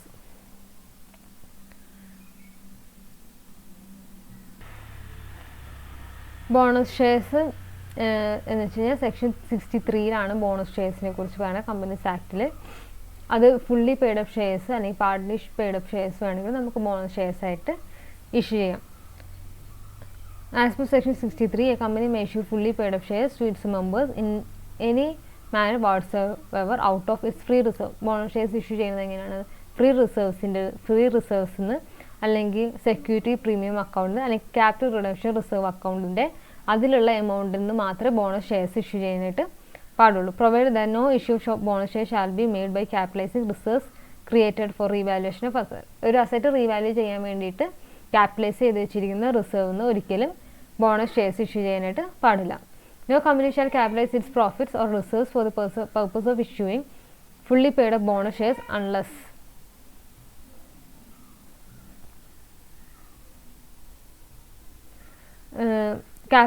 പ്രോഫിറ്റിൽ നിന്ന് ക്യാപിറ്റലൈസ് ചെയ്യാൻ പറ്റാത്ത സിറ്റുവേഷനാണ് പറയുന്നത്. അൺലെസ്, അതായത് ഈ സിറ്റുവേഷൻ ഉണ്ടെന്നുണ്ടെങ്കിൽ വേണമെങ്കിൽ പ്രോഫിറ്റ് ക്യാപിറ്റലൈസ് ചെയ്യാൻ പറ്റും. അല്ലാത്ത സിറ്റുവേഷനിൽ പ്രോഫിറ്റ് ക്യാപിറ്റലൈസ് ചെയ്യാൻ വേണ്ടിയിട്ട് പറ്റില്ല. For issuing bonus shares, fully paid bonus shares issue ചെയ്യാൻ വേണ്ടിയിട്ട് പ്രോഫിറ്റ് യൂസ് ചെയ്യാൻ അല്ലെങ്കിൽ റിസർവ്സ് ക്യാപിറ്റലൈസ് ചെയ്യാനുള്ള പ്രോഫിറ്റ് അല്ലെങ്കിൽ ഇത് റിസർവ്സ് യൂസ് ചെയ്യാനായിട്ട് പാടില്ല. If it is authorise by articles അത് ഓതറൈസ് ചെയ്യുന്നുണ്ടെന്നുണ്ടെങ്കിൽ ക്യാപിറ്റലൈസ് ചെയ്യാനായിട്ട് ബോണസ് ഷെയർസ് ഇഷ്യൂ ചെയ്യാനായിട്ട് പറ്റും. അതേമാതിരി ബോർഡ് റെക്കമെൻഡ് ചെയ്താൽ ജനറൽ മീറ്റിങ്ങിൽ റെസൊല്യൂഷൻ പാസ്സാക്കി ബോർഡ് റെക്കമെൻഡ് ചെയ്യുകയാണെന്നുണ്ടെങ്കിലും fully paid bonus shares issue ചെയ്യാനായിട്ട് പറ്റും. It has no default in payment of interest അല്ലെങ്കിൽ പ്രിൻസിപ്പിൾ ഫിക്സഡ് ഡെപ്പോസിറ്റ് റീപേ ചെയ്യാണ്ട് അല്ലെങ്കിൽ ഡെറ്റ് സെക്യൂരിറ്റീസിന് റീപേ ചെയ്യാൻ വേണ്ടി ഇങ്ങനെയുള്ള റീപേയ്മെൻറ്റ് ഒന്നും ഡിഫോൾട്ട് വരുത്തിയിട്ടില്ല എന്നുണ്ടെങ്കിൽ ഫുള്ളി പെയ്ഡ് ബോണസ് ഷെയർസ് പ്രോഫിറ്റിൽ നിന്ന് അല്ലെങ്കിൽ റിസർവ്സിൽ നിന്ന് ഇഷ്യൂ ചെയ്യാനായിട്ട് പറ്റും. അതേമാതിരി it has not been default in respect of repayment statutory dues എംപ്ലോയീസിന് കൊടുക്കേണ്ടത്. അതേമാതിരി പ്രൊവിഡൻറ്റ് ഫണ്ടിന് ഗ്രാറ്റുവിറ്റി ബോണസ് ഈ പറഞ്ഞ കാര്യങ്ങൾക്ക് ഉള്ള പേയ്മെൻ്റ് ഒന്നും ഡിഫോൾട്ട് ചെയ്തിട്ടില്ല എന്നുണ്ടെങ്കിൽ fully paid bonus shares issue ചെയ്യാനായിട്ട് പറ്റും. അതേമാതിരി partly paid up shares the partly paid up shares if any outstanding on the date of allotment are made fully paid up. അലോട്ട്മെൻറ്റിൻ്റെ സമയത്ത് പാർട്ട്ലി പെയ്ഡ് അപ്പ് ഷെയർസ് അത് fully paid up shares ആക്കിയാലും fully paid bonus shares പ്രോഫിറ്റിൽ നിന്ന് അല്ലെങ്കിൽ റിസർവിൽ നിന്ന് capitalise ചെയ്ത് shares issue ചെയ്യാനായിട്ട് പറ്റും. The bonus share shall not be issued in lieu of ഡിവിഡൻറ്റിന് പകരം ബോണസ് ഷെയർസ് ഇഷ്യൂ ചെയ്യാനായിട്ട് പാടില്ല. ബോണസ് ഷെയർസ് ഷെയർ ഹോൾഡേഴ്സിൻ്റെ കയ്യിൽ ടാക്സബിൾ അല്ല. അതേമാതിരി paid up share capital increases with issue of bonus shares issue ചെയ്ത് കഴിഞ്ഞാൽ paid up share capital increase ചെയ്യും. Then distinction between rights shares and bonus shares. First right shares. A company having share capital proposes to increase it subscribed capital. Right shares എന്ന് വെച്ച് കഴിഞ്ഞാൽ അവരുടെ proposed capital increase ചെയ്യണം. Company having share ക്യാപിറ്റലുള്ള ഒരു കമ്പനിക്ക് അതിൻ്റെ സബ്സ്ക്രൈബ്ഡ് ക്യാപിറ്റൽ ഇൻക്രീസ് ചെയ്യാൻ വേണ്ടിയിട്ടാണ് റൈറ്റ് ഷെയർസ് ഇഷ്യൂ ചെയ്യുന്നത്. ബോണസ് ഷെയർസ് എന്ന് പറയുമ്പോൾ when a company decides to capitalize free reserve, അതിൻ്റെ കമ്പനിക്ക് ഫ്രീ റിസർവ്സ് ഉണ്ട്, securities premium account, capital reduction reserve account, ഇതൊക്കെ ക്യാപിറ്റലൈസ് ചെയ്യാൻ വേണ്ടിയിട്ടാണ് ബോണസ് ഷെയർസ് ഇഷ്യൂ ചെയ്യുക. ദെൻ രണ്ടാമത്തത് it only confer A privilege on the existing share holders. Already existing ആയിട്ടുള്ള share ഹോൾഡേഴ്സിനും അതേമാതിരി എംപ്ലോയീസിനുമാണ് റൈറ്റ് ഷെയർസിനുള്ള പ്രിവിലേജ് ഉള്ളൂ. ഫസ്റ്റ് പബ്ലിക് ഓഫറിന് ശേഷം മാത്രമേ റൈറ്റ് ഷെയർസ് ഇഷ്യൂ ചെയ്യുള്ളൂ. ഓൾറെഡി ഉള്ള ഷെയർ ഹോൾഡേഴ്സിനാണ് അതിനുള്ള പ്രിവിലേജ് ഉള്ളത്. അതേമാതിരി ബോണസ് ഷെയർസ് എന്ന് പറയുമ്പോൾ എക്സ്ട്രാ ക്യാഷ് ഒന്നും കൊടുക്കാതെ തന്നെ issue to the existing members free of charge. അടുത്തത് right shares. A letter of offer is send to the equity share holder specify the number of shares. അതായത് right shares issue ചെയ്യുമ്പോൾ നമ്മൾ ഒരു notice existing share ഹോൾഡേഴ്സിന് നമ്മൾ provide ചെയ്യും. എത്ര രൂപയാണ്, എത്ര നമ്പർ ഓഫ് ഷെയർസ് ആണുള്ളത്, ഇതൊക്കെ ടൈമും എല്ലാം സ്പെസിഫൈ ചെയ്തിട്ട് നോട്ടീസ് അവർക്ക് അയക്കും. പക്ഷേ ബോണസ് ഷെയർസിന് അങ്ങനത്തെ ലെറ്റർ ഓഫ് ഓഫറൊന്നും ഇല്ല. റൈറ്റ് ഷെയർസിന് സ്പെസിഫൈഡ് എമൗണ്ട് പേ ചെയ്യേണ്ടതായിട്ട് വരും. Bonus shares free of cost ആണ്, അതിന് ആർക്കൊന്നും പേ ചെയ്യേണ്ടതായിട്ട് വരില്ല. If the equity share does not accept the offer, the board of directors may dispose them off. Rights issued rights shares share holders വാങ്ങിച്ചിട്ടില്ല എന്നുണ്ടെങ്കിൽ, offer accept ചെയ്തിട്ടില്ല എന്നുണ്ടെങ്കിൽ ബോർഡ് ഓഫ് ഡയറക്ടേഴ്സ് അത് ഡിസ്പോസ് ചെയ്യുകയാണ് ചെയ്യുക. ബോണസ് ഷെയർസ് ഓൾറെഡി ഒരു വട്ടം ആൾക്കാർക്ക് ഇഷ്യൂ ചെയ്ത് കൊടുത്തതിന് ശേഷം അത് പിന്നെ വിഡ്രോ ചെയ്യുന്ന ഒരു ഓപ്ഷന് ഇല്ല. അതിലുമാതിരി റൈറ്റ് ഷെയർസ് പാർട്ട്ലി പെയ്ഡപ്പ് ആകാം, പാർട്ട്ലി പെയ്ഡപ്പ് ആണ് യൂഷ്വലി ഉണ്ടാവുക, അങ്ങനെ ആകാം. പക്ഷേ ബോണസ് ഷെയർസ് എപ്പോഴും ഫുള്ളി പെയ്ഡപ്പ് ആയിരിക്കും. റൈറ്റ് ഷെയർസ് വേണമെങ്കിൽ നമുക്ക് വേണ്ടാന്ന് വെക്കാം. ബോണസ് ഷെയർസിന് അങ്ങനെ ഒരു ഓപ്ഷൻ ഇല്ല. നമുക്കത് ഫ്രീ ആയിട്ട് കിട്ടുന്നതുകൊണ്ട് തന്നെ അത് വേണ്ടാന്ന് വെക്കാനുള്ള ഒരു ഓപ്ഷൻ ആയിട്ടുള്ള ഒരിത് ഇല്ല. അതാണ് distinction between right shares and bonus shares. അടുത്തത് issue shares discount.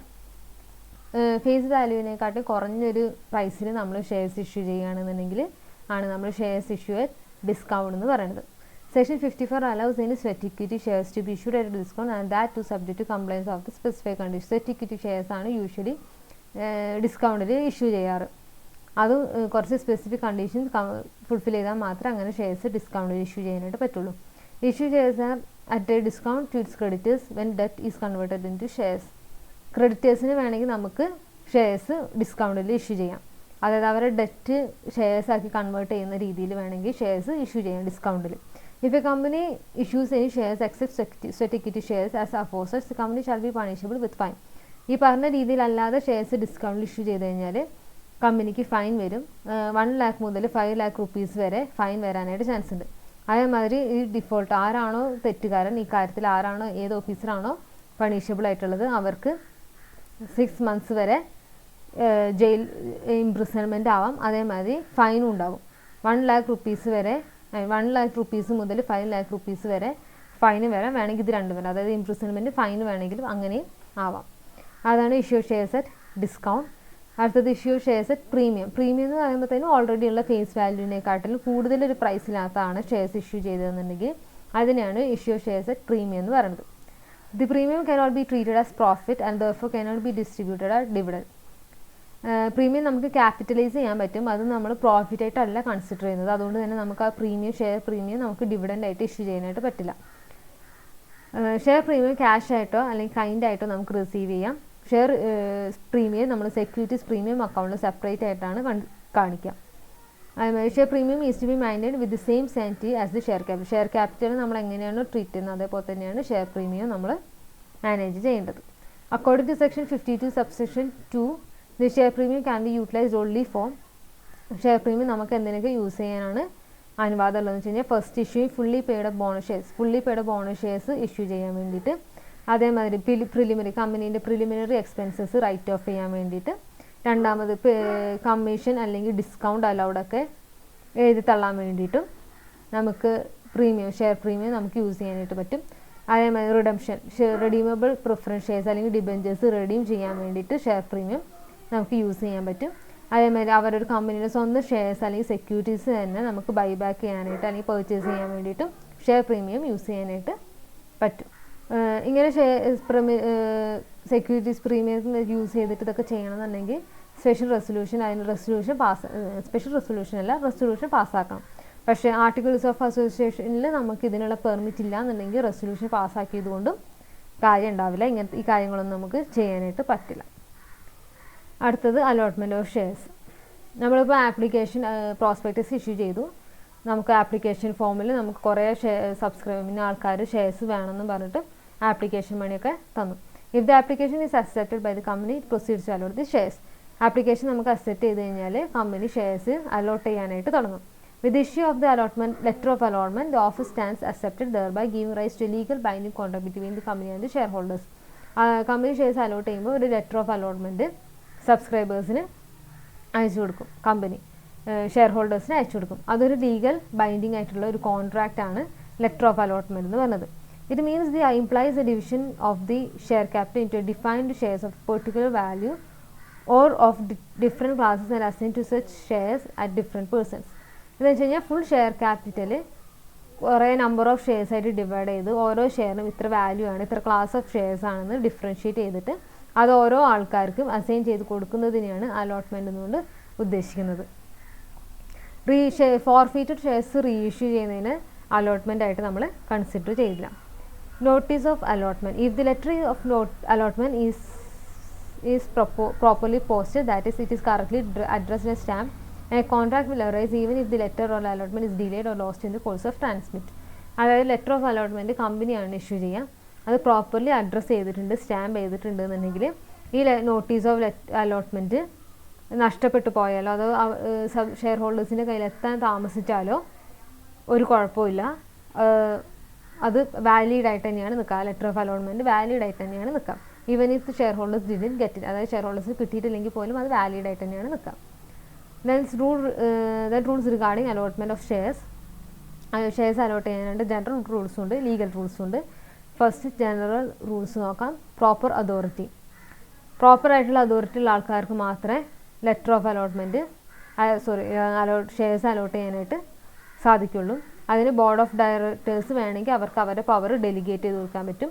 Articles of അസോസിയേഷനിൽ delegate ചെയ്യാനുള്ള പവർ പറഞ്ഞിട്ടുണ്ടെന്നുണ്ടെങ്കിൽ ബോർഡ് ഓഫ് ഡയറക്ടേഴ്സിന് അവർക്ക് അവരുടെ അലോട്ട്മെൻറ്റ് റൈറ്റ്സ് ഡെലിഗേറ്റ് ചെയ്ത് കൊടുക്കാം. ഒരു അലോട്ട്മെൻറ്റ് കമ്മിറ്റിക്ക്, ഒരു കമ്മിറ്റി ഫോം ചെയ്തിട്ട് അലോട്ട്മെൻറ്റ് കമ്മിറ്റി എന്നാണ് അതിന് പറയുക, ആ കമ്മിറ്റിക്ക്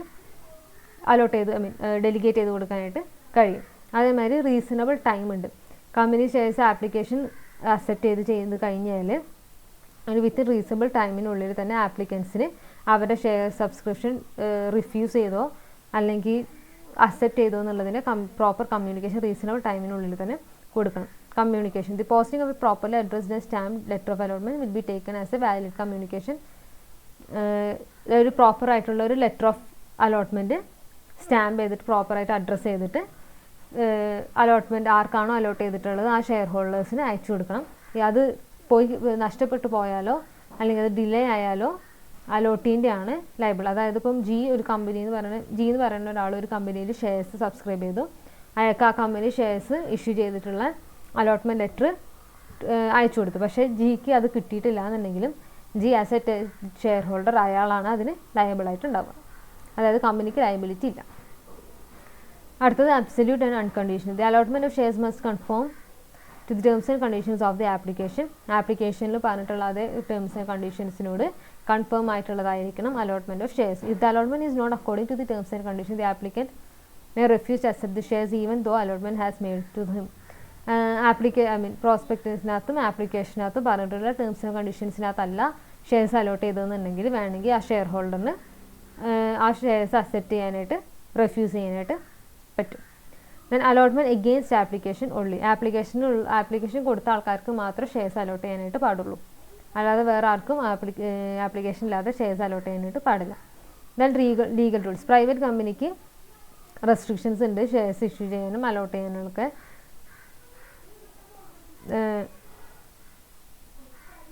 പബ്ലിക് കമ്പനിക്കാണ് ഷെയർസ് ഇഷ്യൂ ചെയ്യാനും അലോട്ട് ചെയ്യാനും റെസ്ട്രിക്ഷൻസ് ഉള്ളത്. പ്രൈവറ്റ് കമ്പനിക്ക് അങ്ങനത്തെ റെസ്ട്രിക്ഷൻസ് ഒന്നും ഇല്ല. പ്രൈവറ്റ് കമ്പനിക്ക് റെസ്ട്രിക്ഷൻസ് ഉണ്ട്, അതായത് ഷെയർ ഹോൾഡേഴ്സിൻ്റെ നമ്പറിലാണ് റെസ്ട്രിക്ഷൻസ് ഉള്ളത്, അല്ലാത്ത റെസ്ട്രിക്ഷൻസ് ഒന്നുമില്ല. When no public offer is made. Where a public company does not offer its shares to the public but arranges the capital privately, the company can proceed with the allotment forthwith. ഒരു public കമ്പനിക്ക് public offer കൊടുക്കാതെ തന്നെ shares issue ചെയ്തു എന്നുണ്ടെങ്കിൽ private placement വഴി shares issue ചെയ്തെന്നുണ്ടെങ്കിൽ allotment അതിനനുസരിച്ച് മുന്നോട്ട് പോകാം. When an offer is made to the പബ്ലിക്കിൽ ഓഫർ കൊടുത്തിട്ടുണ്ട് എന്നുണ്ടെങ്കിൽ വരെ company offers share to the public ഈ ഫോളോയിങ് കണ്ടീഷൻസ് നോക്കണം. First registration of prospectus. First തന്നെ നമ്മൾ പ്രോസ്പെക്ടസ് നമ്മൾ ലാസ്റ്റ് യൂണിറ്റിൽ പഠിച്ചത് പ്രോസ്പെക്ടസിൻ്റെ യൂണിറ്റിലൊക്കെ പഠിച്ച കാര്യങ്ങളൊക്കെ തന്നെയാണ് ഇവിടെ. Registration of prospectus. ആദ്യം നമ്മൾ പ്രോസ്പെക്ടസ് ഉണ്ടാക്കി അതിൻ്റെ ഒരു കോപ്പി എല്ലാ മെമ്പറിനെ കൊണ്ടും ഡയറക്ടറിനെ കൊണ്ടും എല്ലാം സൈൻ ചെയ്ത് ഓതറൈസ്ഡ് ആയിട്ടുള്ള ആൾക്കാരെ കൊണ്ട് സൈൻ ചെയ്തിട്ട് അത് നമ്മൾ രജിസ്ട്രാറിൻ്റെ അടുത്ത് പോയിട്ട് ഫയൽ ചെയ്യണം. അവരതിന് അപ്രൂവൽ കൊടുത്താൽ മാത്രമേ നമ്മളത് പബ്ലിക്കിലോട്ട് പുറത്ത് വിടാനായിട്ട് പറ്റുള്ളൂ. അങ്ങനെ പുറത്ത് വിട്ടതിൻ്റെ കൂടെ നമുക്ക് ആപ്ലിക്കേഷൻ ഉണ്ടാവും. അങ്ങനെ ആപ്ലിക്കേഷൻ മണി നമുക്ക് റിസീവ് ചെയ്യാൻ an amount payable on application each share shall not be less than 5% of the nominal amount of the share. Share വാല്യൂവിൻ്റെ മിനിമം 5% എങ്കിലും എമൗണ്ട് ആപ്ലിക്കേഷൻ മണിയായിട്ട് നമ്മൾ റിസീവ് ചെയ്തിട്ടുണ്ടാവണം. സബ്സ്ക്രൈബ് ചെയ്തിട്ടുണ്ടാവണം. ഇത് സെബീൻ്റെ റൂളാണ്. അത് വേണമെങ്കിൽ സെബി മാറ്റാവുന്നതാണ്. SEBI regulations 2018 application money must not be less than 25. സെബീൻ്റെ ഇപ്പോഴത്തെ rule പ്രകാരം 2018 റൂൾ പ്രകാരം 25% താഴെ വരാൻ പാടില്ല നോമിനൽ വാല്യൂ. അതായത് നോമിനൽ വാല്യൂ ഷെയർ എത്ര രൂപ 100 റുപ്പീസ് ഷെയർ ആണ് 100 റുപ്പീസാണ് ഷെയർ പ്രൈസ് എന്നുണ്ടെങ്കിൽ മിനിമം 25 റുപ്പീസ് എങ്കിലും ആപ്ലിക്കേഷൻ മണിയായിട്ട് എടുത്തിട്ടുണ്ടാവണം. അതേമാതിരി മിനിമം സബ്സ്ക്രിപ്ഷൻ ഉണ്ടാവണം. അതൊക്കെ നമ്മൾ പറഞ്ഞതാണ്. മിനിമം എത്ര ഷെയർസ് എങ്കിലും സബ്സ്ക്രൈബ് ചെയ്തിട്ടുണ്ടാവണം എന്ന് സ്പെസിഫൈ ചെയ്തിട്ട് പറഞ്ഞിട്ടുണ്ടാവണം. അത് ഫുൾഫിൽ ചെയ്തിട്ടുണ്ടാവണം. അതേമാതിരി closing of subscription list. SEBI regulation 2018 provide that subscription list for public issue must be kept open for at least 3 working days and for not more than 10 working days. Minimum 3 working days മുതൽ maximum 10 working days വരെ subscription list public ഇഷ്യൂവിന് open ചെയ്ത് വെക്കണം. In case of revision in price ബാൻഡിൻ്റെ കാര്യത്തിൽ എന്തെങ്കിലും മാറ്റം വരുത്തിയിട്ടുണ്ടെന്നുണ്ടെങ്കിൽ അതൊരു എക്സ്ട്രാ ഒരു minimum period of 3 working days എങ്കിലും എക്സ്റ്റെൻഡ് ചെയ്ത് കൊടുക്കും. In case of rights issue ആണെന്നുണ്ടെങ്കിൽ മിനിമം പീരീഡ് എന്ന് പറഞ്ഞാൽ 15 ഡേയ്സ് ആണ്. മാക്സിമം 30 ഡേയ്സ് വരെ അത് ഓപ്പൺ ചെയ്ത് വെക്കാം റൈറ്റ്സ് ഇഷ്യൂ ആണെങ്കിൽ. ഇനി permission to deal on stock exchange. Before making such offer make an application. അതായത് ഷെയർസ് ഇഷ്യൂ ചെയ്യുന്നതിന് മുമ്പ് പ്രോസ്പെക്ടസ് ഒക്കെ ഇഷ്യൂ ചെയ്യുന്നതിന് മുമ്പ് അവരുടെ ഷെയർസ് സ്റ്റോക്ക് എക്സ്ചേഞ്ചിൽ ലിസ്റ്റ് ചെയ്യാൻ വേണ്ടിയിട്ട് സ്റ്റോക്ക് എക്സ്ചേഞ്ചുകൾക്ക് ആപ്ലിക്കേഷൻ ഫോം കൊടുക്കണം. അവരിന് പെർമിഷൻ വാങ്ങിക്കണം. അങ്ങനെ പെർമിഷൻ കിട്ടിയിട്ടില്ല എന്നുണ്ടെന്നുണ്ടെങ്കിൽ ആ ഫുൾ അലോട്ട്മെൻറ്റ് വാലിഡ് ആവാതെ പോകും, ഇൻവാലിഡ് ആവും. ഇൻ കേസ് അങ്ങനെ പെർമിഷൻ കിട്ടിയിട്ടില്ല എന്നുണ്ടെങ്കിൽ വേണമെങ്കിൽ കമ്പനിക്ക് സ്റ്റോക്ക് എക്സ്ചേഞ്ച് അപ്പീലിന് പോവാം. അപ്പീൽ ഡിസ്പോസ് ഓഫ് ചെയ്യുന്നത് വരെ ആ അലോട്ട്മെൻറ്റ് വോയിഡ് ആവില്ല. അപ്പീൽ ഡിസ്പോസ് ഓഫ് ചെയ്തു പിന്നെയും പെർമിഷൻ കിട്ടിയിട്ടില്ല എന്ന് പിന്നെയും അലോട്ട്മെൻറ്റ് വോയിഡ് ആയിട്ടാണ് പോവുക. All monies received on application from the public for subscription to the security shall be kept in separate bank account in a scheduled bank and shall not be utilized for any purposes other than പബ്ലിക്കിൽ subscription മണി full separate ആയിട്ട് ഒരു bank അക്കൗണ്ടിൽ ഒരു schedule ബാങ്കിൻ്റെ bank അക്കൗണ്ടിൽ വേണം വെച്ചിട്ടുണ്ടാവാൻ. അത് use ചെയ്യാൻ പറ്റുന്നത് എപ്പോഴാണ്? For adjustment against allotment securities അലോട്ട്മെൻറ്റിൻ്റെ പ്രൊസീജിയേഴ്സിന് വേണ്ടിയിട്ട് അഡ്ജസ്റ്റ് ചെയ്യാൻ വേണ്ടിയിട്ട് യൂസ് ചെയ്യാം. അതേമാതിരി എന്തെങ്കിലും റീപേയ്മെൻറ്റ് ഉണ്ടെന്നുണ്ടെങ്കിൽ ആപ്ലിക്കൻസിന് മിനിമം സബ്സ്ക്രിപ്ഷൻ്റെ ഇഷ്യൂ അങ്ങനെ എന്തെങ്കിലും റീപേയ്മെൻറ്റിന് വേണ്ടി സെബി പറയുന്നത് രീതിയിലുള്ള ആപ്ലിക്കൻസിന് വേണ്ടിയിട്ടുള്ള പ്രോസ്പെക്ടസ്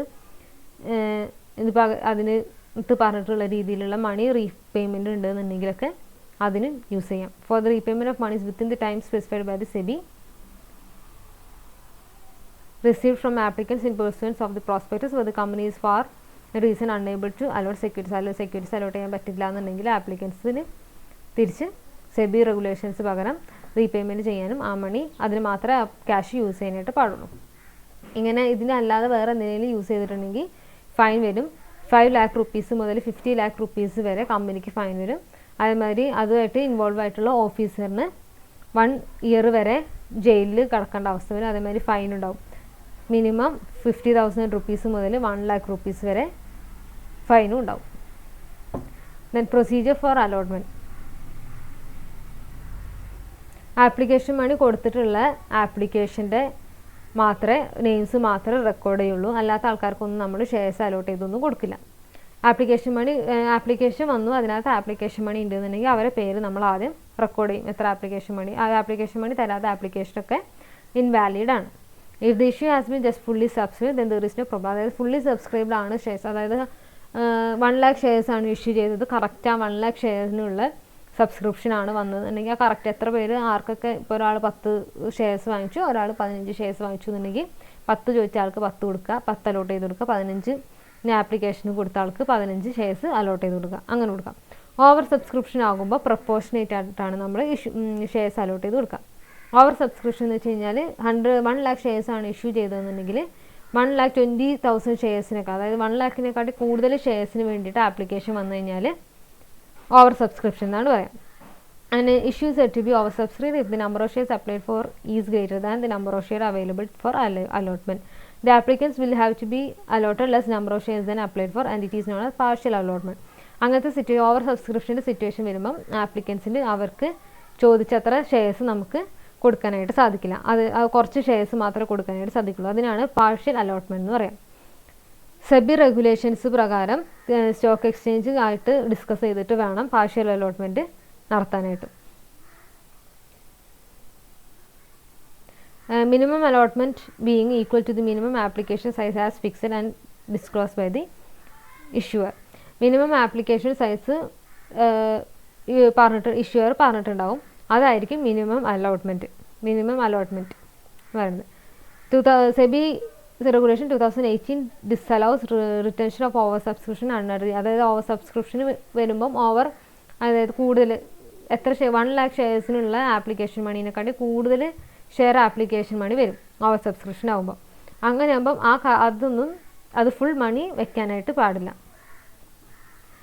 എനിക്ക് അങ്ങനെ വെക്കാം എപ്പോഴെന്ന് വെച്ച് കഴിഞ്ഞാൽ നോട്ട് എക്സീഡിങ് 10%. അതായത് 1 lakh ഷെയർസ് ആണ് ഇഷ്യൂ ചെയ്തത്. 1,10,000 ഷെയർസിനാണ് സബ്സ്ക്രിപ്ഷൻ വന്നതെന്നുണ്ടെങ്കിൽ അത് പെർമിറ്റഡ് ആണ്. അതായത് എക്സ്ട്രാ 10,000 ഷെയർസിൻ്റെ സബ്സ്ക്രിപ്ഷൻ വേണമെങ്കിൽ കമ്പനിക്ക് വെക്കാം. പക്ഷേ അതിനെക്കാട്ടി കൂടുതലാണെന്നുണ്ടെങ്കിൽ പാർഷ്യൽ അലോട്ട്മെൻറ്റിലേക്ക് പോകേണ്ടി വരും. You should remember that when lesser number of shares are allotted to an applicant, the excess application money may not be refunded to him, but instead adjusted against the allotment money due from him. അതായത് ഇപ്പം ആൾക്കാർ ഇപ്പോൾ 10,000 ഷെയർസിന് 50 ഷെയർസിന് വേണ്ടിയിട്ടാണ് ഒരാൾ apply ചെയ്തത്. പക്ഷേ അയാൾക്ക് 40 shares മാത്രമേ കൊടുക്കുള്ളൂ. അപ്പോൾ എക്സ്ട്രാ 10 ഷെയർസിനുള്ള ആപ്ലിക്കേഷൻ മണി അവർക്ക് അയാൾക്ക് കമ്പനി തിരിച്ചു കൊടുത്തോളണമെന്നില്ല.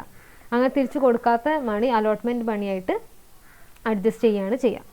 അതായത് അയാളിന് എന്തെങ്കിലും വേറെ കോൾ മണി വേറെ എന്തെങ്കിലും മണി ആപ്ലിക്കേഷൻ മണി അല്ലാതെ അലോട്ട്മെൻറ്റ് മണിയിലോട്ട് ആയിട്ട് കൂട്ടുക ചെയ്യുക. അതായത് ഫുൾ 50 ഷെയർ പ്രൈസ് 100 ആണെന്ന് വിചാരിക്കാം. അതിനകത്ത് ആപ്ലിക്കേഷൻ മണി 25. അപ്പം ഈ ആപ്ലിക്കേഷൻ മണി എല്ലാത്തിനും ഒരേമാതിരി ഇരിക്കും. ഒരാൾ 10 ഷെയർസിന് വേണ്ടിയിട്ടാണ് അപ്ലൈ ചെയ്തത്, പക്ഷേ അയാൾക്ക് 5 ഷെയർസ് മാത്രമേ കിട്ടിയിട്ടുള്ളൂ. അപ്പം ആ ബാക്കിയുള്ള 5 ഷെയർസിൻ്റെ ഈ 25 റുപ്പീസ് അയാളുടെ അലോട്ട്മെൻറ്റ് മണിയായിട്ട് കൺസിഡർ ചെയ്യാം. Then no shares are allotted to an applicant, then a letter of regret is sent to him along with the cross check for the refund of the share application money.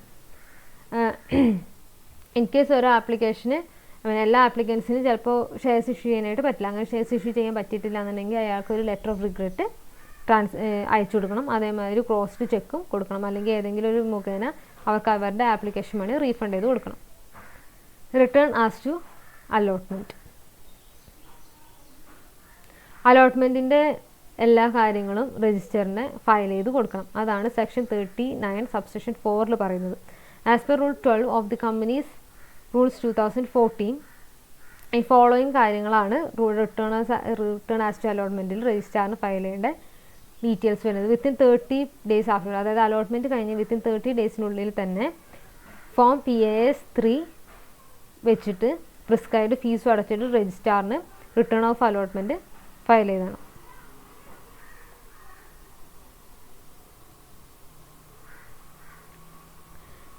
Form a list of allottees against their name. അതായത് ആർക്കൊക്കെയാണ് shares allot ചെയ്തിട്ടുണ്ട്, അവരുടെ പേര്, അവരുടെ occupation, address, എത്ര number of shares ആണ് allot ചെയ്തിട്ടുള്ളത്, ഈ കാര്യങ്ങളെല്ലാം റെക്കോർഡ് ചെയ്തിട്ടുള്ള ഒരു ലിസ്റ്റ് ഉണ്ടാക്കിയിട്ട് വേണം രജിസ്ട്രാറിന് ഫയൽ ചെയ്ത്. In case of securities allotted as fully or partly paid up for consideration other than cash അല്ലാതെ ഇപ്പം നമ്മൾ നേരത്തെ പറഞ്ഞ എന്തെങ്കിലും ക്രെഡിറ്ററിന് നമുക്ക് ക്യാഷ് കൊടുക്കുന്നതിന് പകരം പാർട്ട്ലി പെയ്ഡ് അപ്പ് ഷെയർസ് ആയിട്ടൊക്കെ നമ്മൾ ഷെയർസ് ഇഷ്യൂ ചെയ്യുമെന്ന് പറഞ്ഞു.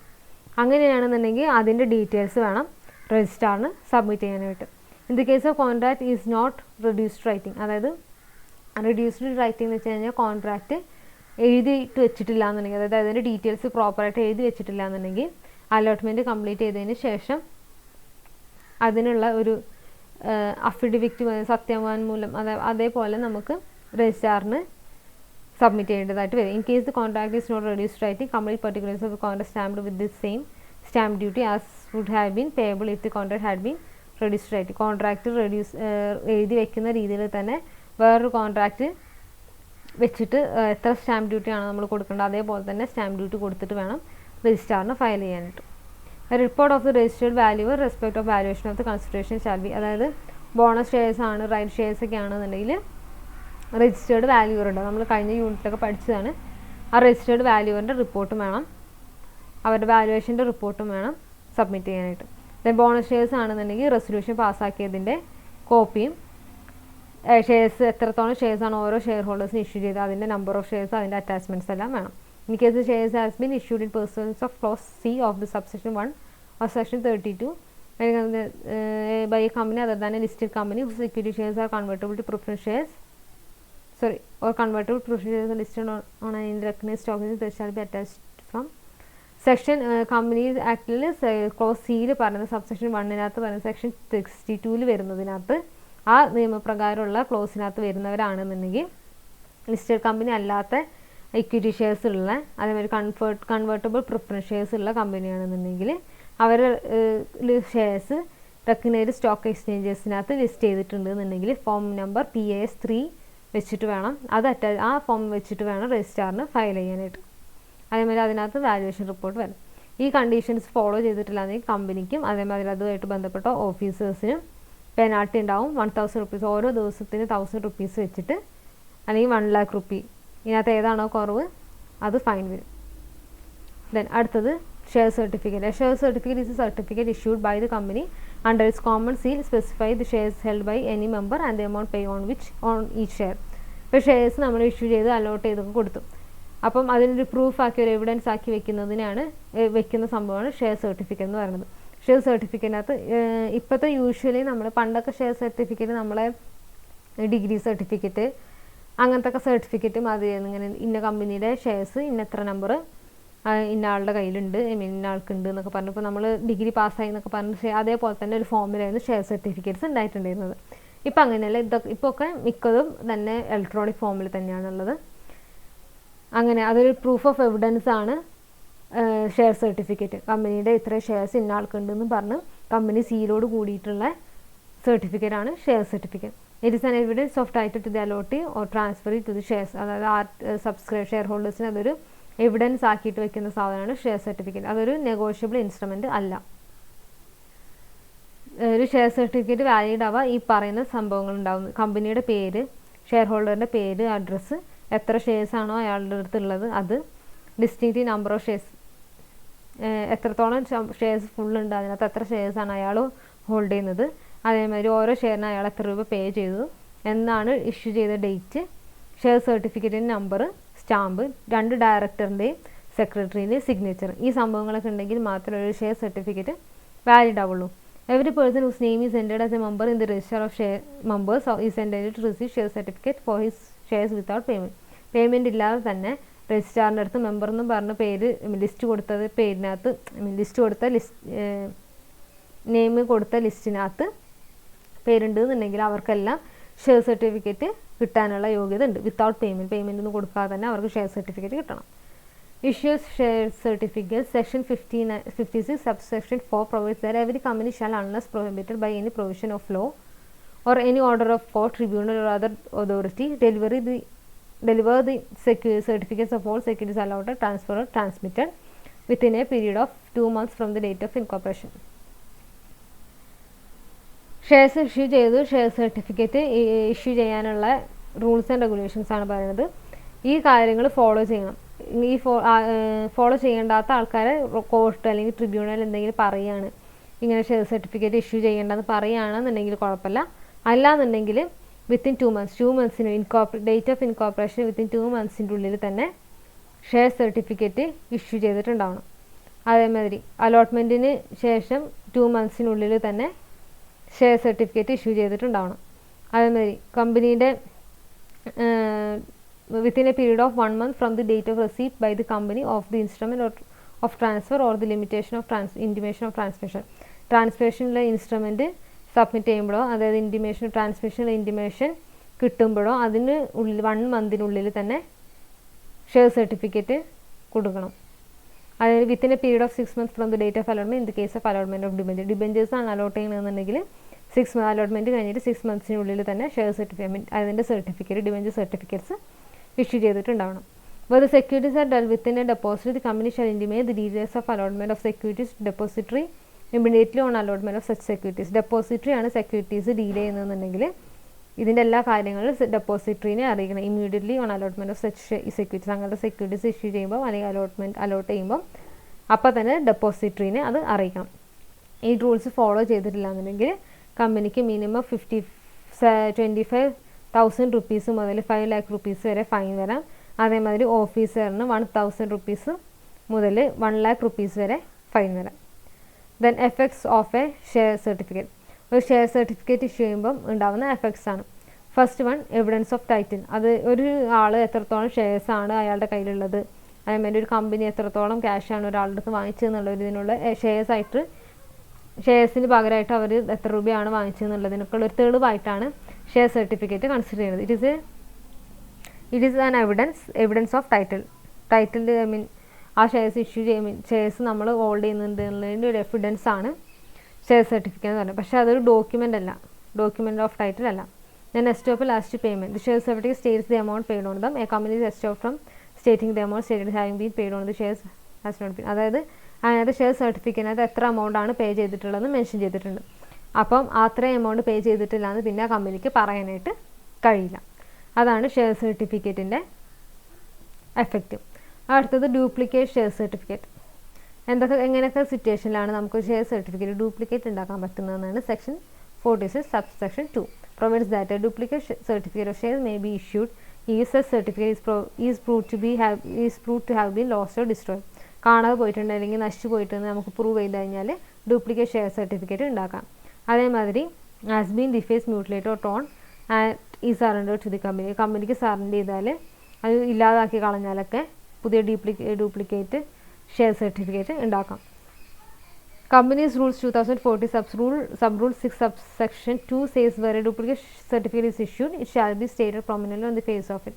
അതായത് ഡ്യൂപ്ലിക്കേറ്റ് സർട്ടിഫിക്കറ്റ് ആണെന്നുണ്ടെങ്കിൽ അത് പ്രോപ്പറായിട്ട് ആ സർട്ടിഫിക്കറ്റിനകത്ത് മെൻഷൻ ചെയ്തിട്ടുണ്ടാവണം, അതായത് ഡ്യൂപ്ലിക്കേറ്റ് ആണെന്നുള്ളത്. പിന്നെ അതേമാതിരി അത് രജിസ്ട്രാറിൻ്റെ അടുത്ത് പറഞ്ഞിട്ടുണ്ട്, റെക്കോർഡ് ചെയ്തിട്ടുണ്ടാവണം, അതായത് ഡ്യൂപ്ലിക്കേറ്റ് ഷെയർ സർട്ടിഫിക്കറ്റ് ഇഷ്യൂ ചെയ്തിട്ടുണ്ട് എന്നുള്ള കാര്യം. If a company with intent to defraud issues duplicate certificate, ഒരു കമ്പനി ഡ്യൂപ്ലിക്കേറ്റ് സർട്ടിഫിക്കറ്റ് കള്ളത്തരം കാണിക്കാൻ വേണ്ടിയിട്ട് ഇഷ്യൂ ചെയ്യുകയാണെന്നുണ്ടെങ്കിൽ അത് പണിഷബിൾ ആണ്, ഫൈൻ ഉണ്ടാകും. എത്ര രൂപ ഫേസ് വാല്യൂ ഉള്ള ഷെയർസ് ആണോ അതിനകത്ത് മെൻഷൻ ചെയ്തിട്ടുള്ളത് അതിൻ്റെ 5 times മുതൽ 10 times വരെ ഫൈൻ വരാം. അപ് ടു 10 crore rupees ആണ് മാക്സിമം ലിമിറ്റ്, അതുവരെ ഫൈൻ വരാം. അതുമായിട്ട് ബന്ധപ്പെട്ട ഓഫീസർക്കും അതേമാതിരി പണിഷ്മെൻറ്റ്സ് ഉണ്ടാവും. If any person impersonates or option certificate ഫ്രോഡുലൻ്റ്ലി.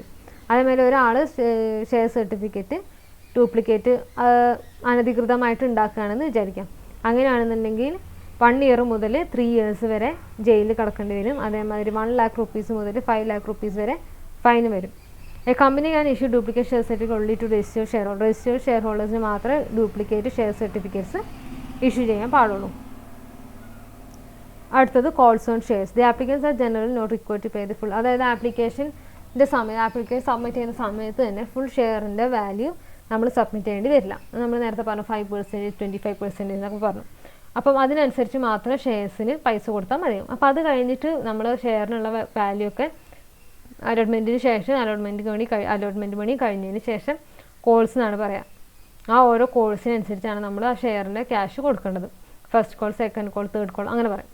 The applicants are generally not required to pay the full value of the shares in one installment. They are required to pay the application money, which should not be less than 5% of the nominal amount of the share. Nominal amount of ഷെയർസിൻ്റെ ഷെയറിൻ്റെ face വാല്യൂൻ്റെ 5% കുറയാതെ ആണ് application മണി കൊടുക്കേണ്ടത്. അതിനുശേഷം allotment മണിയാണ് വരിക.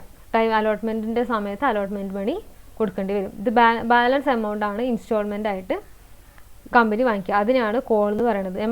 The amount paid on application allotment are not termed as calls. ആപ്ലിക്കേഷൻ്റെ സമയത്തും അലോട്ട്മെൻറ്റിൻ്റെ സമയത്തും കൊടുക്കുന്ന ക്യാഷിന് നമ്മൾ കോൾസ് എന്ന് പറയില്ല. A call may be defined as a demand by the company on the share holders to pay all or part of the balance remaining unpaid on each share at any time during the life time of the company. ഒറ്റയടിക്ക് തന്നെ എല്ലാ ഷെയർസിൻ്റെ call ചെയ്യുക. എത്ര കാലമാണോ ആ company ഉള്ളത് അതിൻ്റെ എപ്പോൾ വേണമെങ്കിലും ഷെയറിന് കോൾ വരാം. അതായത് ഇപ്പം 10 rupeesൻ്റെ ഷെയർ ആണെന്ന് വിചാരിക്കുക. അതിനകത്ത് 5 rupees ആപ്ലിക്കേഷൻ മണിയായിട്ട് വിളിച്ചു. 10 rupeesൻ്റെ ഷെയർ ആണ്, 100 rupeesൻ്റെ ഷെയർ ആണെന്ന് വിചാരിക്കാം. അതിനകത്ത് 5 rupees ആപ്ലിക്കേഷൻ മണിയായിട്ട് വിളിച്ചു, 10 rupees അലോട്ട്മെൻറ്റ് ക്യാഷായിട്ട് മണിയായിട്ട് വിളിച്ചു. അങ്ങനെ മൊത്തം 15 ആണ് പെയ്ഡ് ആയിട്ടുള്ളത്. ബാക്കി ഉള്ള എമൗണ്ട് ഫുള്ളും എന്താക്കാം, കോൾസ് മണി ആക്കിയിട്ട് വിളിക്കാം. അത് ഫസ്റ്റ് കോൾ, സെക്കൻഡ് കോൾ, അങ്ങനെ എത്ര നമ്പർ ഓഫ് കോൾസ് വേണമെങ്കിലും നമുക്ക് വിളിക്കാം.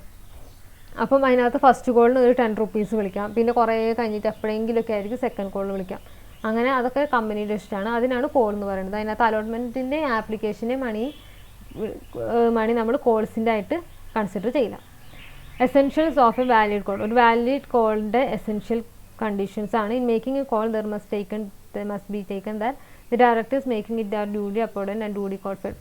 കോൾ വിളിക്കുന്ന ഡയറക്ടേഴ്സ് ഡ്യൂലി അപ്പോയിൻറ്റഡ് ചെയ്തിട്ടിരിക്കുന്ന ആളായിരിക്കണം. അതേമാതിരി ക്വാളിഫൈഡ് ആയിട്ടുള്ള ആളായിരിക്കണം. ഇപ്പോൾ അതേമാതിരി ബോർഡ് ഓഫ് ഡയറക്ടേഴ്സ് ഇതിന് വേണ്ടിയിട്ടുള്ളൊരു മീറ്റിംഗ് കണ്ടക്ട് ചെയ്തിട്ടുണ്ടാവണം. ആ മീറ്റിങ്ങിനകത്ത് പ്രോപ്പർ കോറം, അതായത് മിനിമം നമ്പർ ഓഫ് മെമ്പേഴ്സ് എത്രയാണോ പറഞ്ഞിട്ടുള്ളത് അത് പ്രസൻ്റ് ആയിട്ടിരിക്കണം. അതേമാതിരി റെസൊല്യൂഷൻ പാസ്സാക്കിയിട്ടുണ്ടാവും, അതായത് കോൾ മേക്ക് ചെയ്യാനുള്ള റെസൊല്യൂഷൻ പാസ്സാക്കിയിട്ടുണ്ടായിരിക്കണം. അതിനകത്ത് എമൗണ്ട് എത്ര രൂപയാണോ വിളിക്കേണ്ടത് അതിൻ്റെ ടൈമും പ്ലേസും എല്ലാം പറഞ്ഞിട്ടുണ്ടാകും. അതേമാതിരി പ്രോപ്പർ എൻട്രീസ് മെയ്ഡ് ഇൻ മിനിറ്റ്സിനകത്ത്, മീറ്റിങ്ങിൻ്റെ മിനിറ്റ്സിനകത്ത് ഇതിനെക്കുറിച്ചുള്ള പ്രോപ്പർ എൻട്രീസ് എല്ലാം എൻട്രി ചെയ്തിട്ടുണ്ടാവണം. Calls on shares of same class must be made on uniform basis. ഒരേ ക്ലാസ്സിലുള്ള ഷെയർസിൻ്റെ കോൾസ് എല്ലാം ഒരേപോലെ തന്നെയാണ്, അതിൻ്റെ എല്ലാ കാര്യങ്ങളും ഒരേപോലെ തന്നെയാണ് ചെയ്യേണ്ടത്. അതായത് ഒരു ക്ലാസ് ഷെയർസിൻ്റെ ഒരേ ക്ലാസ് ഷെയർസാണ് ഡിഫറെൻറ്റ് ടൈമിൽ ഡിഫറെൻറ്റ് പ്രൊസീജിയേഴ്സ് ഫോളോ ചെയ്തിട്ട് കോൾസ് വിളിക്കാനായിട്ട് പാടില്ല. Call to be made bona fide in the interest of the company. ഈ കോൾസ് കമ്പനിയുടെ ബെനിഫിറ്റിന് വേണ്ടി മാത്രമായിരിക്കണം കോൾസ് വിളിക്കേണ്ടത്, അല്ലാതെ പേഴ്സണൽ ഇൻട്രസ്റ്റിന് വേണ്ടിയിട്ട് കോൾസ് വിളിക്കാനായിട്ട് പാടില്ല. Notice of call. A call must be made by serving upon members a notice of payment in accordance with provisions of section 20. Section 20 പ്രകാരം കോൾസ് വിളിക്കുമ്പം കുറച്ച് പ്രൊസീജിയേഴ്സ് ഫോളോ ചെയ്യാനുണ്ട്. അതിന് നോട്ടീസ് ഷെയർ ഹോൾഡേഴ്സിന്, മെമ്പേഴ്സിനും അയച്ചു കൊടുക്കണം. ഫോർമൽ നോട്ടീസ് കൊടുക്കണം. Not mere demand request for payment. അതൊരു demand request of payment അല്ല, ഒരു ഫോർമൽ നോട്ടീസ് മെമ്പേഴ്സിന് അയച്ചു കൊടുക്കണം. The liability to pay his debt arises only when a valid call has been made. മെമ്പറിന് അവരുടെ ലയബിലിറ്റി അറൈസ് ചെയ്യുക ഒരു വാലിഡ് കോൾ മേക്ക് ചെയ്യുന്ന സമയത്ത് മാത്രമുള്ളൂ, അല്ലാത്ത സമയത്ത് അവർക്ക് ലയബിലിറ്റി ഇല്ല. The notice must specify the exact amount and the time of payment. നോട്ടീസിനകത്ത് എത്ര രൂപയാണോ എന്നാണ് പേയ്മെൻറ്റ് നടത്തേണ്ടത് എന്നുള്ളത് സ്പെസിഫൈ ചെയ്ത് പറഞ്ഞിട്ടുണ്ടാവണം. The payment of calls otherwise than in cash അല്ലാതെ പേയ്മെൻറ്റ് കൊടുക്കുന്ന situation. Shares may be paid for in cash or in kind or any manner that has been effect of actual cash being received by the company. കമ്പനിക്ക് cash receive ചെയ്ത രീതിയിൽ തന്നെ ഏത് രീതിയിൽ വേണമെങ്കിലും ഷെയർസിന് calls എടുക്കാം. അതായത് കോളിന് ക്യാഷ് അല്ലെങ്കിൽ കൈൻഡ് അല്ലെങ്കിൽ വേറെ ഏതെങ്കിലും രീതിയിൽ വേണമെങ്കിലും ഡീൽ ചെയ്യാം. എ ഡെപ്റ്റ് due or owing by banking company. ഇപ്പോൾ ഒരു ബാങ്കിങ് കമ്പനിക്ക് നമ്മൾ ക്യാഷ് കൊടുക്കാനുണ്ട്, അവരുടെ കയ്യിൽ നമ്മൾ ഷെയർസ് ഉണ്ട്. അപ്പോൾ കോളിൻ്റെ സമയത്ത് നമുക്ക് കൊടുക്കാനുള്ള പൈസ റൈറ്റ് ഓഫ് ചെയ്യാം, സെറ്റ് ഓഫ് ചെയ്യാം. നമുക്ക് അവർ തരാനുള്ള, അതായത് കോളിന് വേണ്ടിയിട്ട് നമുക്ക് തരാനുള്ള പൈസയും നമ്മൾ അവരുടെ നിന്ന് വാങ്ങിച്ചുള്ള പൈസയായിട്ട് അവർക്ക് നമ്മൾ കൊടുക്കാനുള്ള പൈസയായിട്ട് വേണമെങ്കിൽ സെറ്റ് ഓഫ് ചെയ്ത് കളയാം. അങ്ങനെ പേയ്മെൻറ്റ് നടത്താം കോൾസിന്. Then payment of calls in advance. Section 50 of the Act provides that the director may, if authorized by the article, shall allow shareholder to pay the whole or part of the amount remaining unpaid on any shares held by him, although no part of that amount has been called up. ഇപ്പോൾ വേണമെങ്കിൽ ഒരു share ഹോൾഡറിന് നേരത്തെ തന്നെ മുൻകൂട്ടി തന്നെ അതിൻ്റെ full price അല്ലെങ്കിൽ calls വിളിക്കുന്നതിനെക്കാട്ടി കൂടുതൽ എമൗണ്ട് വേണമെങ്കിൽ പേ ചെയ്യാൻ പറ്റും. ആർട്ടിക്കിൾസിനകത്ത് അങ്ങനെ മെൻഷൻ ചെയ്തിട്ടുണ്ട് എന്നുണ്ടെങ്കിൽ. According to section 50 subsection 2 a member of a limited liability company having share capital shall not be entitled to any voting rights. പക്ഷേ അയാൾ അഡ്വാൻസ് ആയിട്ട് പേ ചെയ്തിട്ടുള്ള എമൗണ്ടിനുള്ള വോട്ടിംഗ് റൈറ്റ്സിന് അവർക്ക് അവകാശമില്ല. ലിമിറ്റഡ് ലയബിലിറ്റി കമ്പനി, ഷെയർ ക്യാപിറ്റലുള്ള ലിമിറ്റഡ് ലയബിലിറ്റി കമ്പനിയാണെന്നുണ്ടെങ്കിൽ അവർക്ക് വാങ്ങിച്ച അയാളുടെ കോൾസിനുള്ള ആ പ്രൊപ്പോർഷനിലുള്ള ഇതിനുള്ള വോട്ടിംഗ് റൈറ്റ്സ് മാത്രമേ ഉണ്ടാവുള്ളൂ. Section 51 provides that dividends may be paid in proportion to the amount paid upon each share if so authorized by the. എത്ര രൂപയാണ്, പക്ഷേ ഡിവിഡൻറ്റിൻ്റെ സമയത്ത് ഡിവിഡൻസ് ഇഷ്യൂ ചെയ്യുന്ന സമയത്ത് ആർട്ടിക്കിൾസിൽ പറഞ്ഞിട്ടുണ്ട്, മെൻഷൻ ചെയ്തിട്ടുണ്ട് എന്നുണ്ടെങ്കിൽ, ഓതറൈസ് ചെയ്തിട്ടുണ്ട് എന്നുണ്ടെങ്കിൽ എത്ര രൂപയാണോ പേ ചെയ്തത് അതിൻ്റെ പ്രൊപ്പോർഷനിൽ ഡിവിഡൻറ്റ് പേ ചെയ്യാം. അടുത്തത് interest on calls due but not paid. A member is generally made liable to pay interest on the calls made but not paid. അതായത് മെമ്പേഴ്സിന് കോൾസ് കൊടുത്തു പക്ഷെ അവർ പൈസ തന്നിട്ടില്ല എന്നുണ്ടെങ്കിൽ അതിന് പലിശ എന്നുള്ള രീതിക്ക് മെമ്പേഴ്സിൻ്റെ അടുത്ത് നമുക്ക് വേണമെങ്കിൽ വാങ്ങിക്കാം. എത്ര പലിശയാണെന്നുള്ളത് ആർട്ടിക്കിൾസിനകത്ത് മെൻഷൻ ചെയ്തിട്ടുണ്ടാകും. ഏറ്റവും മിനിമം 10% ആണ് പറഞ്ഞിട്ടുള്ളത്, ടേബിൾ എഫിൽ പറഞ്ഞിട്ടുള്ളത്. അത് വേണമെങ്കിൽ ബോർഡ് ഓഫ് ഡയറക്ടേഴ്സ് വേണമെങ്കിൽ ആ 10% മാറ്റാം, അതായത് ഇൻട്രസ്റ്റ് വേണ്ട എന്നുള്ള രീതിയിൽ വേണമെങ്കിൽ മാറ്റാനുള്ള പവർ ബോർഡിനുണ്ട്. Then forfeiture of shares. ഇപ്പോൾ വാല്യൂഡ് കോൾ വിളിച്ചു, ഒരു മെമ്പറിന് ക്യാഷ് കൊടുക്കാൻ, അതായത് കോൾ മണി കൊടുക്കാനായിട്ട് പറ്റിയില്ല, അല്ലെങ്കിൽ അലോട്ട്മെൻറ്റ് മണി കൊടുക്കാനായിട്ട് പറ്റിയില്ല എന്നുണ്ടെങ്കിൽ കമ്പനിക്ക് ഷെയർസ് ഫോർഫിറ്റ് ചെയ്യാം. 2 ഓപ്ഷനാണുള്ളത്. കമ്പനി അങ്ങനത്തെ സിറ്റുവേഷൻ വരുമ്പോൾ, അതായത് വാലിഡ് ആയിട്ടുള്ള ഒരു കോൾ വിളിച്ചതിന് ശേഷം ഷെയർ ഹോൾഡർ പേയ്മെൻറ്റ് നടത്തിയിട്ടില്ല എന്നുണ്ടെങ്കിൽ വേണമെങ്കിൽ കമ്പനിക്ക് ആ ഷെയർ ഹോൾഡറിൻ്റെ പേരിൽ മണി റിക്കവർ ചെയ്യാനുള്ള ഒരു കേസ് കൊടുക്കാം, അല്ലെങ്കിൽ ഷെയർസ് ഫോർഫിറ്റ് ചെയ്യാം. യൂഷ്വലി കേസ് കൊടുക്കുന്നത് ഒരു ലെങ്തി പ്രോസസ്സ് ആയതുകൊണ്ട് എല്ലാവരും ചൂസ് ചെയ്യുന്നത് ഷെയർസ് ഫോർഫിറ്റ് ചെയ്യാനാണ്.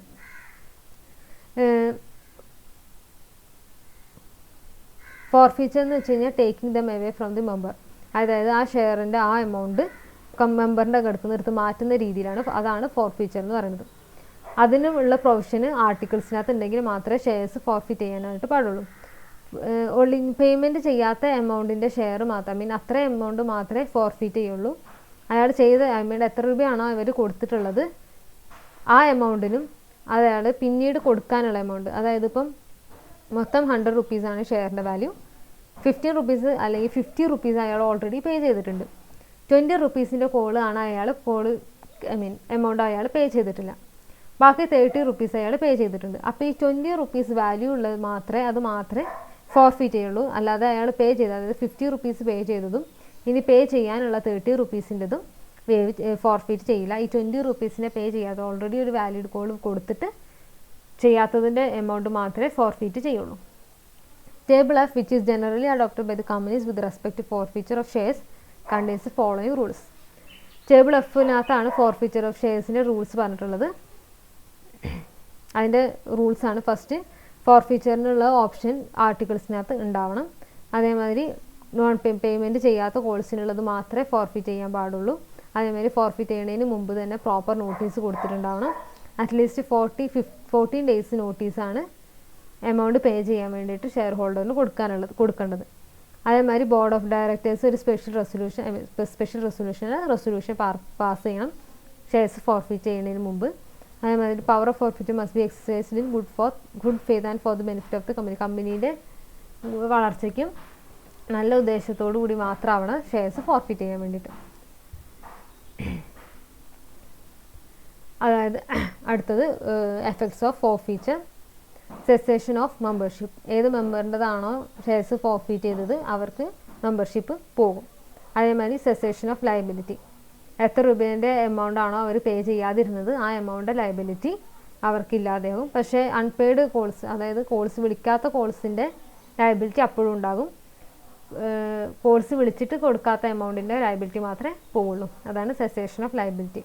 മൂന്നാമത്തത് liability as A past member അല്ലാതെ ഇരുന്നിട്ടും കമ്പനി വിത്തിൻ 1 ഇയറിനുള്ളിൽ ലിക്വിഡേറ്റ് ആയിട്ടുണ്ട് എന്നുണ്ടെങ്കിൽ പാസ്റ്റ് മെമ്പർ എന്നുള്ള രീതിയിൽ, അതായത് പഴയ മെമ്പർ ആണ് എന്നുള്ള രീതിയിൽ എന്താകും, അയാൾക്ക് ലയബിലിറ്റി ഉണ്ടാവും.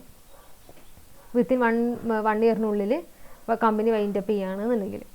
On forfeiture the forfeited shares become the property of the company. Forfeiture കഴിഞ്ഞ് കഴിഞ്ഞാൽ ഫോർഫിറ്റഡ് ഷെയർസ് കമ്പനിയുടെ പ്രോപ്പർട്ടി ആയിട്ട് വരും.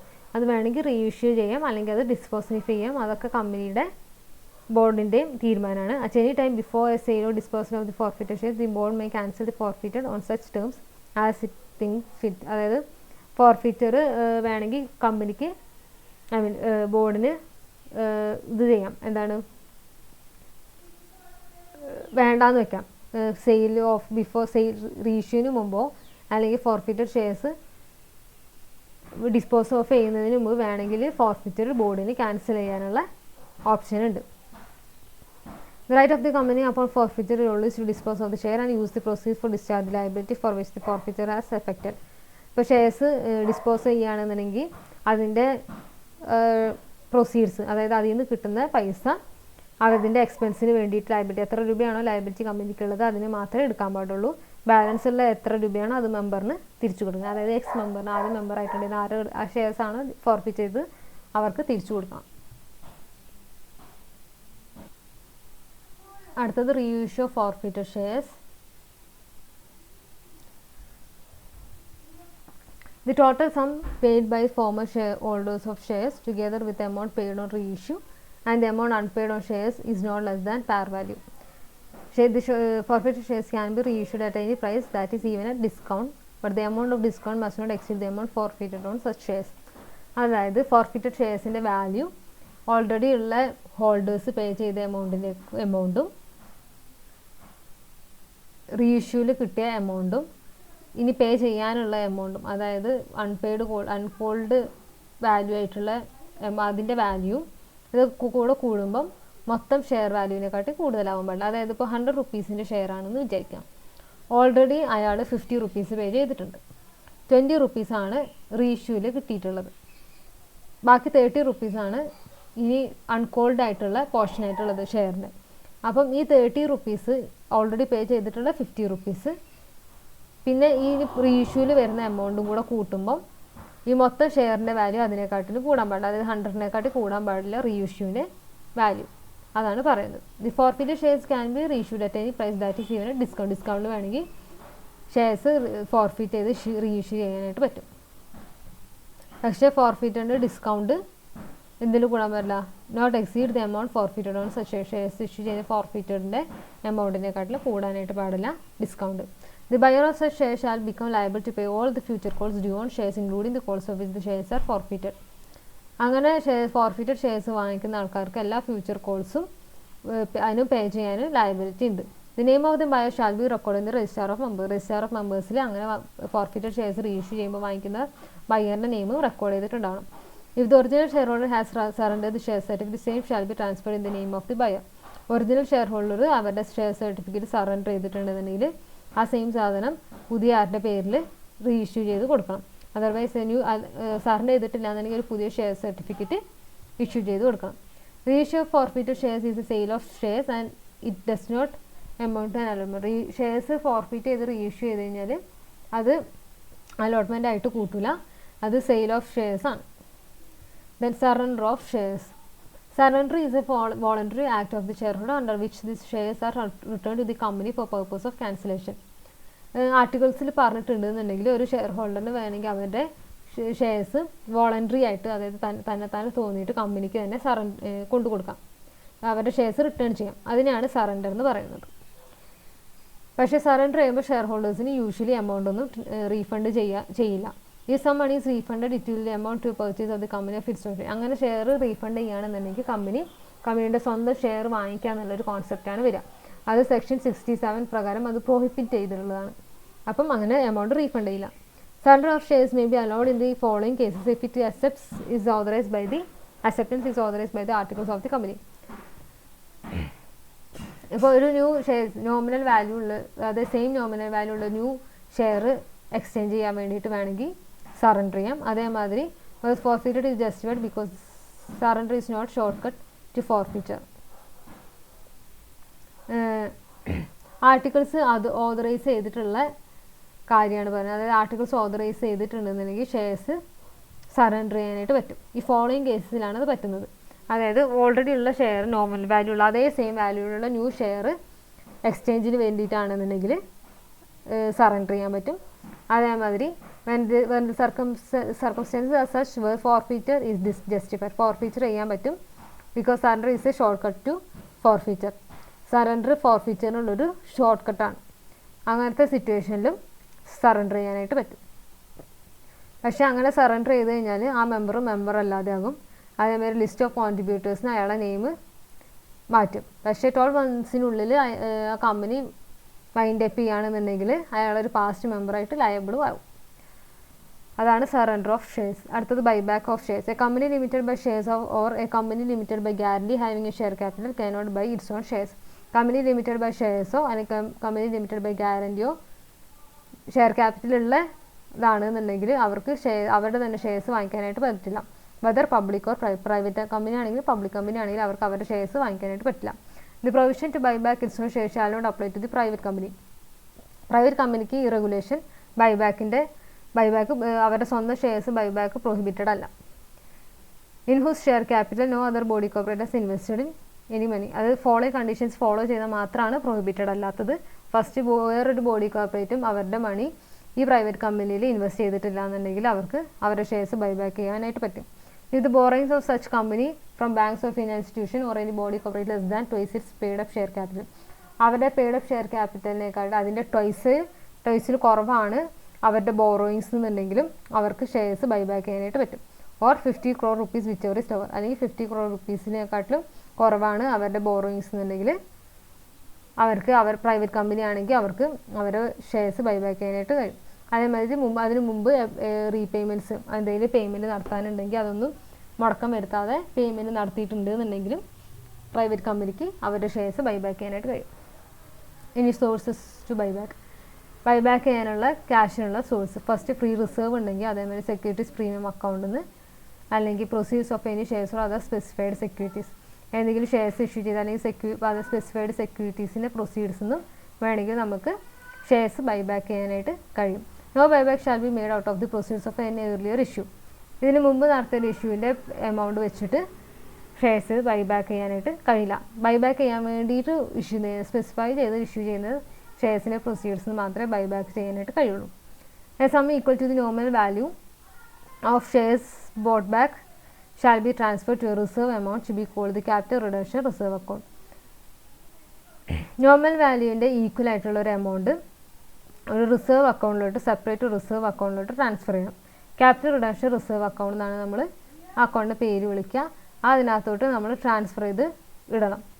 അത് ബാലൻസ് ഷീറ്റിൽ ഡിസ്ക്ലോസ് ചെയ്തിട്ടുണ്ടാവണം. This account may be applied by the company for issue of fully paid bonus shares. ഈ amount നമുക്ക് fully paid bonus shares issue ചെയ്യാനായിട്ട് എടുക്കാം. ദെൻ കണ്ടീഷൻസ് ഫോർ ബൈബാക്കിനുള്ള കണ്ടീഷൻസ് ആണ്. Section 60 subsection 2 provides that no company share purchase its own shares or other specified securities unless the buyback is authorized by its articles. ഈ following conditions fulfil ചെയ്താൽ മാത്രമേ ഒരു കമ്പനിക്ക് അവരുടെ ഷെയർസ് ബൈബാക്ക് ചെയ്യാൻ പറ്റുള്ളൂ. ഫസ്റ്റ്, ആർട്ടിക്കിൾസിൽ ബൈബാക്ക് ഓതറൈസ് ചെയ്തിട്ടുണ്ടാവണം. അതേമാതിരി ജനറൽ മീറ്റിങ്ങിൽ, ജനറൽ മീറ്റിങ്ങിൽ ഒരു സ്പെഷ്യൽ റെസൊല്യൂഷൻ പാസ്സാക്കിയിട്ടുണ്ടാവണം. അതേമാതിരി ആ കമ്പനിയുടെ പെയ്ഡപ്പ് ഷെയർ അഗ്രിഗേറ്റ് ആയിട്ടുള്ള പെയ്ഡപ്പ് ക്യാപിറ്റൽ 25%-നേക്കാട്ടിലും കൂടുതലാവാനായിട്ട് പാടില്ല. അതേമാതിരി equity shares 25%, total paid up equity ക്യാപിറ്റലിൻ്റെ 25%-നേക്കാട്ടിൽ കൂടുതൽ ബൈബാക്ക് ചെയ്യാനായിട്ട് പാടില്ല.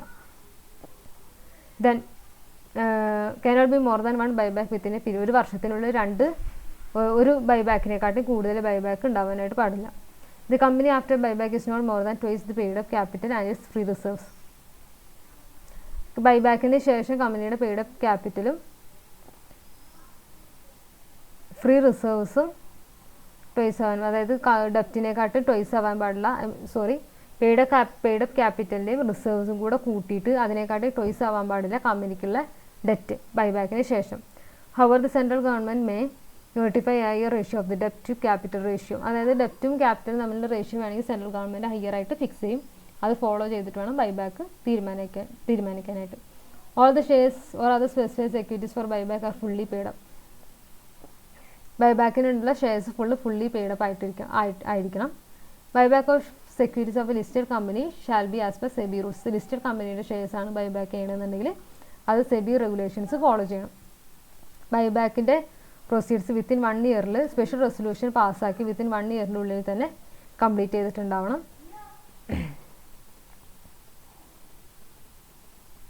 Buyback shall be permissible from the existing shareholders or security holders or a proportionate ബേസിസിലാണ് ബൈബാക്ക് പറ്റുള്ളൂ. ഓൾറെഡി ഉള്ള ഷെയർ ഹോൾഡേഴ്സ് അല്ലെങ്കിൽ സെക്യൂരിറ്റി ഹോൾഡേഴ്സിൻ്റെ അടുത്ത് മാത്രമേ ബൈബാക്ക് പറ്റുള്ളൂ. അതേമാതിരി ഓപ്പൺ മാർക്കറ്റിൽ നിന്ന് by purchasing the securities issue to employees stock option plan വഴി അല്ലെങ്കിൽ സെക്യൂരിറ്റി വഴി ഉള്ള അവരുടെ സെക്യൂരിറ്റീസും വേണമെങ്കിൽ നമുക്ക് ബൈബാക്ക് ചെയ്യാൻ പറ്റും. Then the company must file with the registrar and the SEBI a declaration of solvency issued by at least 2 directors of the company, one of whom shall be managing director.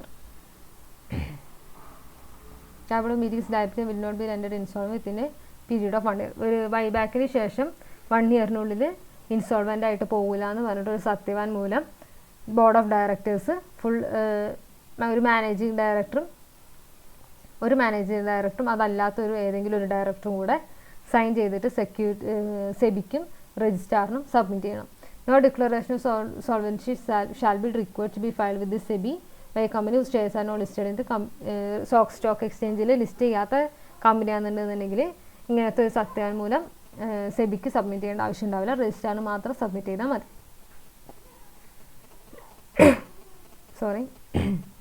Where a company buy back its own securities shall extinguish the physically destroy the securities so bought back within 7 days. അങ്ങനെ ഒരു buyback ചെയ്യുകയാണെന്നുണ്ടെങ്കിൽ ആ securities within 7 days തന്നെ അതിൻ്റെ physical form destroy, അതായത് share certificate ഒക്കെ ആണെന്നുണ്ടെങ്കിൽ അതൊക്കെ ഡിസ്ട്രോയ് ചെയ്ത് കളയണം. Shall not make further issue of the same kind of shares including by way of rights or other specified securities within the period of 6 months except by way of bonus issue or in the discharge of subsisting obligations. ഒരു obligation തീർക്കാനായിട്ടോ അല്ലെങ്കിൽ bonus issue അല്ലാതെ വേറൊരു രീതിയിലും അതേപോലത്തെ shares പിന്നീട് അതായത് ബൈബാക്കിന് ശേഷം within 6 months അതേപോലത്തെ ഷെയർസ് വേറെ ഇഷ്യൂ ചെയ്യാനായിട്ട് പാടില്ല. Register of companies and SEBI return ഒരു കണ്ടെയ്നിങ് സച്ച് പോയിട്ട് ബൈബാക്ക് ചെയ്യുകയാണെന്നുണ്ടെങ്കിൽ അതിൻ്റെ 30 days തന്നെ രജിസ്ട്രാർ ഓഫ് കമ്പനീസിന് സെബിക്കും അതിൻ്റെ ഫുൾ റിട്ടേൺ സബ്മിറ്റ് ചെയ്തിട്ടുണ്ടാവണം. ഈ റൂൾസ് ഫോളോ ചെയ്തിട്ടില്ല എന്നുണ്ടെങ്കിൽ കമ്പനിക്ക് 1 lakh മുതൽ 3 lakh rupees വരെ ഫൈൻ വരും. അതേമാതിരി ഓഫീസറിന് 3 years മുതൽ 3 years വരെ ഇംപ്രിസൺമെൻറ്റിനുള്ള ഓപ്ഷൻ ഉണ്ട്. അതേമാതിരി ഫൈൻ വരും. 1 lakh rupees കുറയാതെ അപ് ടു 3, അതായത് 1 lakh rupees 3 lakh rupees ഇടയിൽ എത്ര വേണമെങ്കിലും ഫൈനും വരാം. Then prohibition for buyback in certain circumstances. ബൈബാക്കിന് പ്രോഹിബിറ്റ് ചെയ്തിട്ടുള്ള സർക്കംസ്റ്റാൻസസ് ആണ്. No company shall directly or indirectly purchase its own shares or other specified securities through any subsidiary company including its own subsidiary companies. ഒരു subsidiary കമ്പനീൻ്റെ shares ഒരു holding company ഒരു subsidiary കമ്പനിയുടെ shares വാങ്ങിക്കാനായിട്ട് ഒരു holding company വാങ്ങിക്കാനായിട്ട് പാടില്ല. Through any subsidiary company including it's ഒരു അവരുടെ സ്വന്തം സബ്സിഡറി കമ്പനിയിൽ പോലും അവരുടെ ഷെയർസ് വാങ്ങിക്കാനായിട്ട് പാടില്ല. Through any investment company or through group of investment കമ്പനീസിൻ്റെ ത്രൂവും ബൈബാക്ക് ചെയ്യാനായിട്ട് പാടില്ല. If a default in the repayment or deposit accepted either before or after the commencement of the Companies Act 2013 interest payment thereon redemption of the ചെയ്യാം. ഇപ്പോൾ എന്തെങ്കിലും പ്രീപേയ്മെൻറ്റിൻ്റെ എന്തെങ്കിലും ഡെപ്പോസിറ്റ്സിൻ്റെ എന്തെങ്കിലും repayment default ചെയ്തിട്ടുണ്ടെന്നുണ്ടെങ്കിൽ അങ്ങനെ തന്നെ അതിൻ്റെ 3 വർഷം കഴിഞ്ഞിട്ടല്ലാതെ പിന്നെ ബൈബാക്ക് ചെയ്യാനായിട്ടും പാടില്ല. In the following cases, however, a company is not taken to have purchased its own shares. Preference shares redeem ചെയ്യുന്ന സമയത്ത് അതേമാതിരി shares forfeit non payment of course make ചെയ്ത് പക്ഷേ പേയ്മെൻറ്റ് ചെയ്തിട്ടില്ല, ആ ഷെയർസ് ഫോർഫിറ്റ് ചെയ്യുന്ന സമയത്ത് അതേമാതിരി വാലിഡ് ആയിട്ടുള്ള സറണ്ടറിൻ്റെ സമയത്ത് ഈ 3 സിറ്റുവേഷനിലും ഒരു കമ്പനി അവരുടെ സ്വന്തം ഷെയർ പർച്ചേസ് ആയിട്ട് നമ്മൾ കൺസിഡർ ചെയ്യില്ല. Then financial assistance of purchase of its own shares. വേണമെങ്കിൽ ഒരു കമ്പനിക്ക് അവരുടെ സ്വന്തം ഷെയർസ് പർച്ചേസ് ചെയ്യാനായിട്ട് ഫിനാൻഷ്യൽ അസിസ്റ്റൻസ് തേടാം. പക്ഷേ ഡിസലൗസ് എ പബ്ലിക് കമ്പനിക്ക് അത് പെർമിറ്റഡ് അല്ല. Subsection 2 of section 67 further disallows a public company and a private subsidiary of a public company to give loan or provide financial assistance to any person to enable him to purchase or subscribe company's own shares of its holding company. അതായത് ഒരു public കമ്പനിക്കോ അല്ലെങ്കിൽ ഒരു private കമ്പനിയായിട്ട് public കമ്പനീൻ്റെ subsidiary ആയിട്ടുള്ള ഒരു private കമ്പനിക്കോ ഒരു ലോണോ അല്ലെങ്കിൽ ഒരു ഫിനാൻഷ്യൽ അസിസ്റ്റൻസോ ഒരാൾക്കോ ഒരു കമ്പനിക്കോ ആർക്കും കൊടുക്കാനായിട്ട് പാടില്ല. അവരുടെ സ്വന്തം ഷെയർസ് പർച്ചേസ് ചെയ്യാനായിട്ട് ഒരു അസിസ്റ്റൻസും കൊടുക്കാനായിട്ട് പാടില്ല. ഇത് എഫക്റ്റ് ആവാത്തതാണ് first lending money by a bank. ഒരു ബാങ്കിങ് കമ്പനി ലോൺ കൊടുക്കുകയാണെന്നുണ്ടെങ്കിൽ അത് ഇതായിട്ട് അതായത് ഫിനാൻഷ്യൽ അസിസ്റ്റൻസ് ആയിട്ട് കൂട്ടില്ല. അതേമാതിരി the provision by a company of money in accordance with any scheme provide by a company through special resolution in accordance with such requirements. എംപ്ലോയീസിന് അല്ലെങ്കിൽ വേറെ ഏതെങ്കിലും ആൾക്കാർക്ക് ഇപ്പോൾ എമൗണ്ട് കൊടുക്കാനുള്ളൊരു സ്കീമുണ്ട് കമ്പനിയിൽ എന്ന് വിചാരിക്കാം. അങ്ങനെ ഒരു സ്പെഷ്യൽ റെസൊല്യൂഷനൊക്കെ പാസ്സാക്കിയിട്ടാണ് ഒരു കുറച്ച് എമൗണ്ട് ഒരാൾക്ക് എംപ്ലോയിന് കൊടുക്കണമെന്നുണ്ടെങ്കിൽ അതും അവരുടെ സ്വന്തം ഷെയർ വാങ്ങിക്കാനുള്ള ഒരു ഫിനാൻഷ്യൽ അസിസ്റ്റൻസ് ആയിട്ട് കൂട്ടില്ല. അതേമാതിരി to giving of loans by a company to persons in the employment of the company other than its directors or key managerial personnel to purchase or subscribe for fully paid up shares.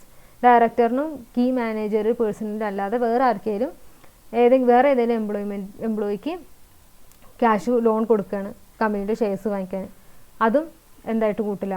Financial assistant അവരുടെ സ്വന്തം share വാങ്ങിക്കാനുള്ള financial assistance അതായത് ബൈബാക്കായിട്ട് consider ചെയ്യില്ല. The amounts of advance must not exceed their salary or wages for period of 6 months. അതായത് അവരുടെ 6 monthസിനുള്ള സാലറിയിൽ കൂടുതൽ amount ആയിരിക്കരുത് അഡ്വാൻസ് ആയിട്ട് കൊടുക്കേണ്ടത്. അതിൽ കുറവേ കൊടുക്കാൻ പാടുള്ളൂ. അങ്ങനെയാണെന്നുണ്ടെങ്കിൽ അത് ബൈബാക്ക് ആയിട്ട് കൺസിഡർ ചെയ്യില്ല. A company may buy its own shares from any member of for prevention or oppression and mismanagement in pursuance of the tribunal order under section 242. ഒരു ട്രിബ്യൂണൽ പറയുകയാണ് ഒരു കമ്പനിയുടെ അടുത്ത് അവരുടെ സ്വന്തം ഷെയർ ഒരു മെമ്പറിന് വാങ്ങിക്കാനായിട്ട് എന്തെങ്കിലും ഒരു ഓപ്പറേഷനോ അല്ലെങ്കിൽ മിസ്മാനേജ്മെൻറ്റോ കാരണം ട്രിബ്യൂണൽ പറയുകയാണെന്നുണ്ടെങ്കിൽ ആ കേസിലും അത് ബൈബാക്ക് പ്രോഹിബിറ്റഡ് അല്ല. A private company not being a subsidiary of a public company, though not allowed to buy its own shares, may advance loan or financial assistance for purchase of its shares or shares of its holding company. അതായത് ഒരു public കമ്പനീൻ്റെ subsidiary ആയിട്ടുള്ള ഒരു private company not being a subsidiary of a public company, ഒരു public കമ്പനീൻ്റെ subsidiary അല്ലാത്ത ഒരു private കമ്പനിക്ക് അവരുടെ ഹോൾഡിംഗ് കമ്പനീൻ്റെ ഷെയർസ് വേണമെങ്കിൽ വാങ്ങിക്കാം. അവരെ ഹോൾഡിംഗ് കമ്പനിക്ക് വേണമെങ്കിൽ അവരെ ലോൺ അഡ്വാൻസ് കൊടുക്കുകയാണെങ്കിൽ ഫിനാൻഷ്യൽ അസിസ്റ്റൻസ് ചെയ്യാം. അതായത് എന്ന് പറയുന്നത് ബീൻ്റെ സബ്സിഡറി കമ്പനിയാണ്. ഈ ബി എന്ന് പറയുന്ന കമ്പനി പബ്ലിക് കമ്പനി അല്ല എന്നുണ്ടെങ്കിൽ ബി കമ്പനിക്ക് എ കമ്പനിക്ക് ക്യാഷ് കൊടുക്കാം ബി കമ്പനിയുടെ ഷെയർസ് വാങ്ങിക്കാനായിട്ട്. അത് പ്രൊഹിബിറ്റഡ് അല്ല.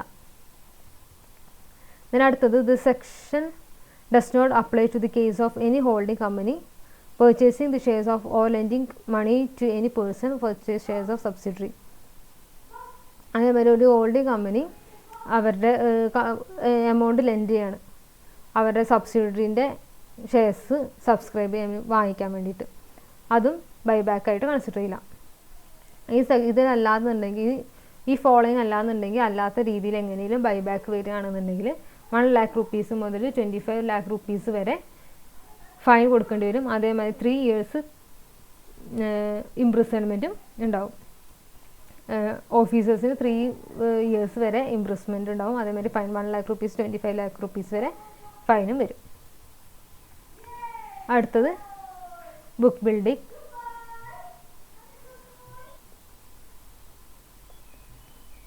Book building is defined to mean a process by which demand for the securities proposed to be issued by a body corporate is elicited and built up, and the price of such securities is assessed by the determination of the quantum of such securities to be issued by means of a notice, circular, advertisement and other document. It is method of equity underwriting. അതായത് ഒരു share issue ചെയ്യുന്നതിന് മുമ്പ് തന്നെ നമുക്ക് ആ ഷെയറിനുള്ള market value, അത് എത്രത്തോളം demand ഉണ്ട്, എത്രത്തോളം ആൾക്കാർ അത് വാങ്ങിക്കാൻ ചാൻസ് ഉണ്ട്, എത്രത്തോളം പ്രൈസ് വരെ കൊടുത്ത് ഈ ഷെയർസ് വാങ്ങിക്കാൻ ചാൻസ് ഉണ്ട് എന്നുള്ളത് നോക്കി അങ്ങനത്തെ രീതിയിൽ നോക്കിയിട്ട് ഒരു ഷെയറിൻ്റെ പ്രൈസ് ഫിക്സ് ചെയ്യുന്നതിനെയാണ് ബുക്ക് ബിൽഡിംഗ് എന്ന് പറയുന്നത്. അതൊരു ബാൻഡ് വയ്ക്കും, മിനിമം ഇത്ര രൂപ മാക്സിമം ഇത്ര രൂപ. അപ്പം അതിനകത്ത് ഏറ്റവും കൂടുതൽ പ്രൈസ് കോട്ട് ചെയ്തിട്ട് ആപ്ലിക്കേഷൻ ഏതിനാണോ വരുന്നത്, എത്ര രൂപയ്ക്കാണോ വരുന്നത് അതായിരിക്കും പിന്നെ ആ ഷെയറിൻ്റെ പ്രൈസ് എന്ന് പറയുന്നത്. ഇതിനകത്ത് എങ്ങനെ വെച്ച് കഴിഞ്ഞാൽ എത്ര സൈസ് ടോട്ടൽ സൈസിൻ്റെ ഇഷ്യൂ എത്രയാണെന്ന് നമുക്ക് മനസ്സിലാവും, പക്ഷേ നമ്പർ ഓഫ് ഷെയർസ് എത്രയാണെന്ന് നമുക്ക് മനസ്സിലാവില്ല. അതായത് 1 lakh rupeesനുള്ള ഷെയർസാണ് നമ്മൾ ഇഷ്യൂ ചെയ്യണത് നമുക്ക് അറിയും, പക്ഷേ എത്ര നമ്പർ ഓഫ് ഷെയർസ് ഉണ്ടാവുമെന്ന് നമുക്കറിയില്ല. It is because the prices at which shares will be allotted is not known. അതായത് ഷെയർ എത്ര രൂപയ്ക്കാണ് നമ്മൾ ഇഷ്യൂ ചെയ്യുക എന്നുള്ളത് നമുക്കറിയില്ല. അത് നമ്മൾ ഡിറ്റർമൈൻ ചെയ്യാൻ വേണ്ടിയിട്ടാണ് നമ്മൾ ബുക്ക് ബിൽഡിംഗ് പ്രോസസ്സ് ഫോളോ ചെയ്യുന്നത്. അതിനകത്ത് പ്രോസ്പെക്ടസിനകത്ത് ഒരു പ്രൈസ് ബാൻഡ് ആയിരിക്കും പറഞ്ഞിട്ടുണ്ടാവുക. അതിനകത്തൊരു മാക്സിമം പ്രൈസും പറഞ്ഞിട്ടുണ്ടാവും, ലോവസ്റ്റ് പ്രൈസും പറഞ്ഞിട്ടുണ്ടാവും.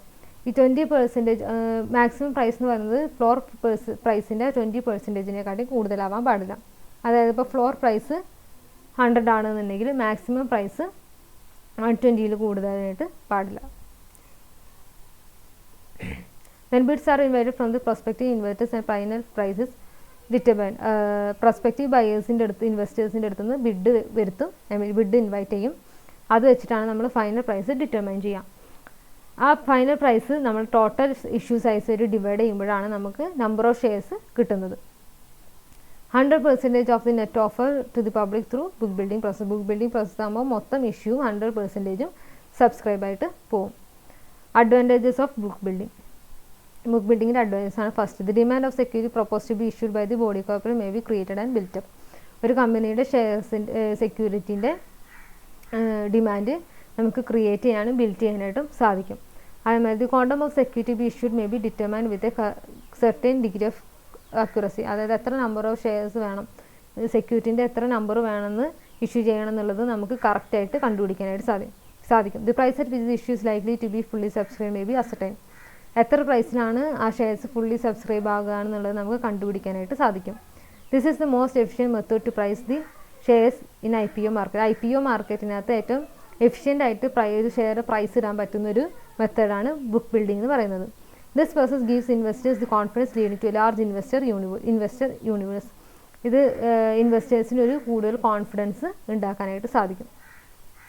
As the issue is presold there is no uncertainties relating to the fate of the issue. അതായത് അണ്ടർ സബ്സ്ക്രിപ്ഷൻ എന്ന് പറയുന്ന ഒരു ടെൻഷൻ ബുക്ക് ബിൽഡിംഗ് പ്രോസസ്സിനകത്ത് വരില്ല.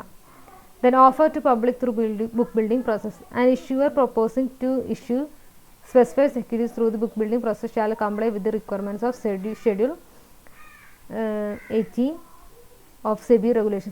SEBI regulation 2018 പറയുന്ന റിക്വയർമെൻറ്റ്സ് ഫോളോ ചെയ്താൽ മാത്രമേ ബുക്ക് ബിൽഡിംഗ് പ്രോസസ്സ് ഫോളോ ചെയ്യാനായിട്ട് അത് ബുക്ക് ബിൽഡിംഗ് പ്രോസസ്സ് ചെയ്യാനായിട്ട് പാടുള്ളൂ. അതാണ് ബുക്ക് ബിൽഡിംഗ്. അപ്പോൾ യൂണിറ്റ് 10 കഴിഞ്ഞു. Thank you.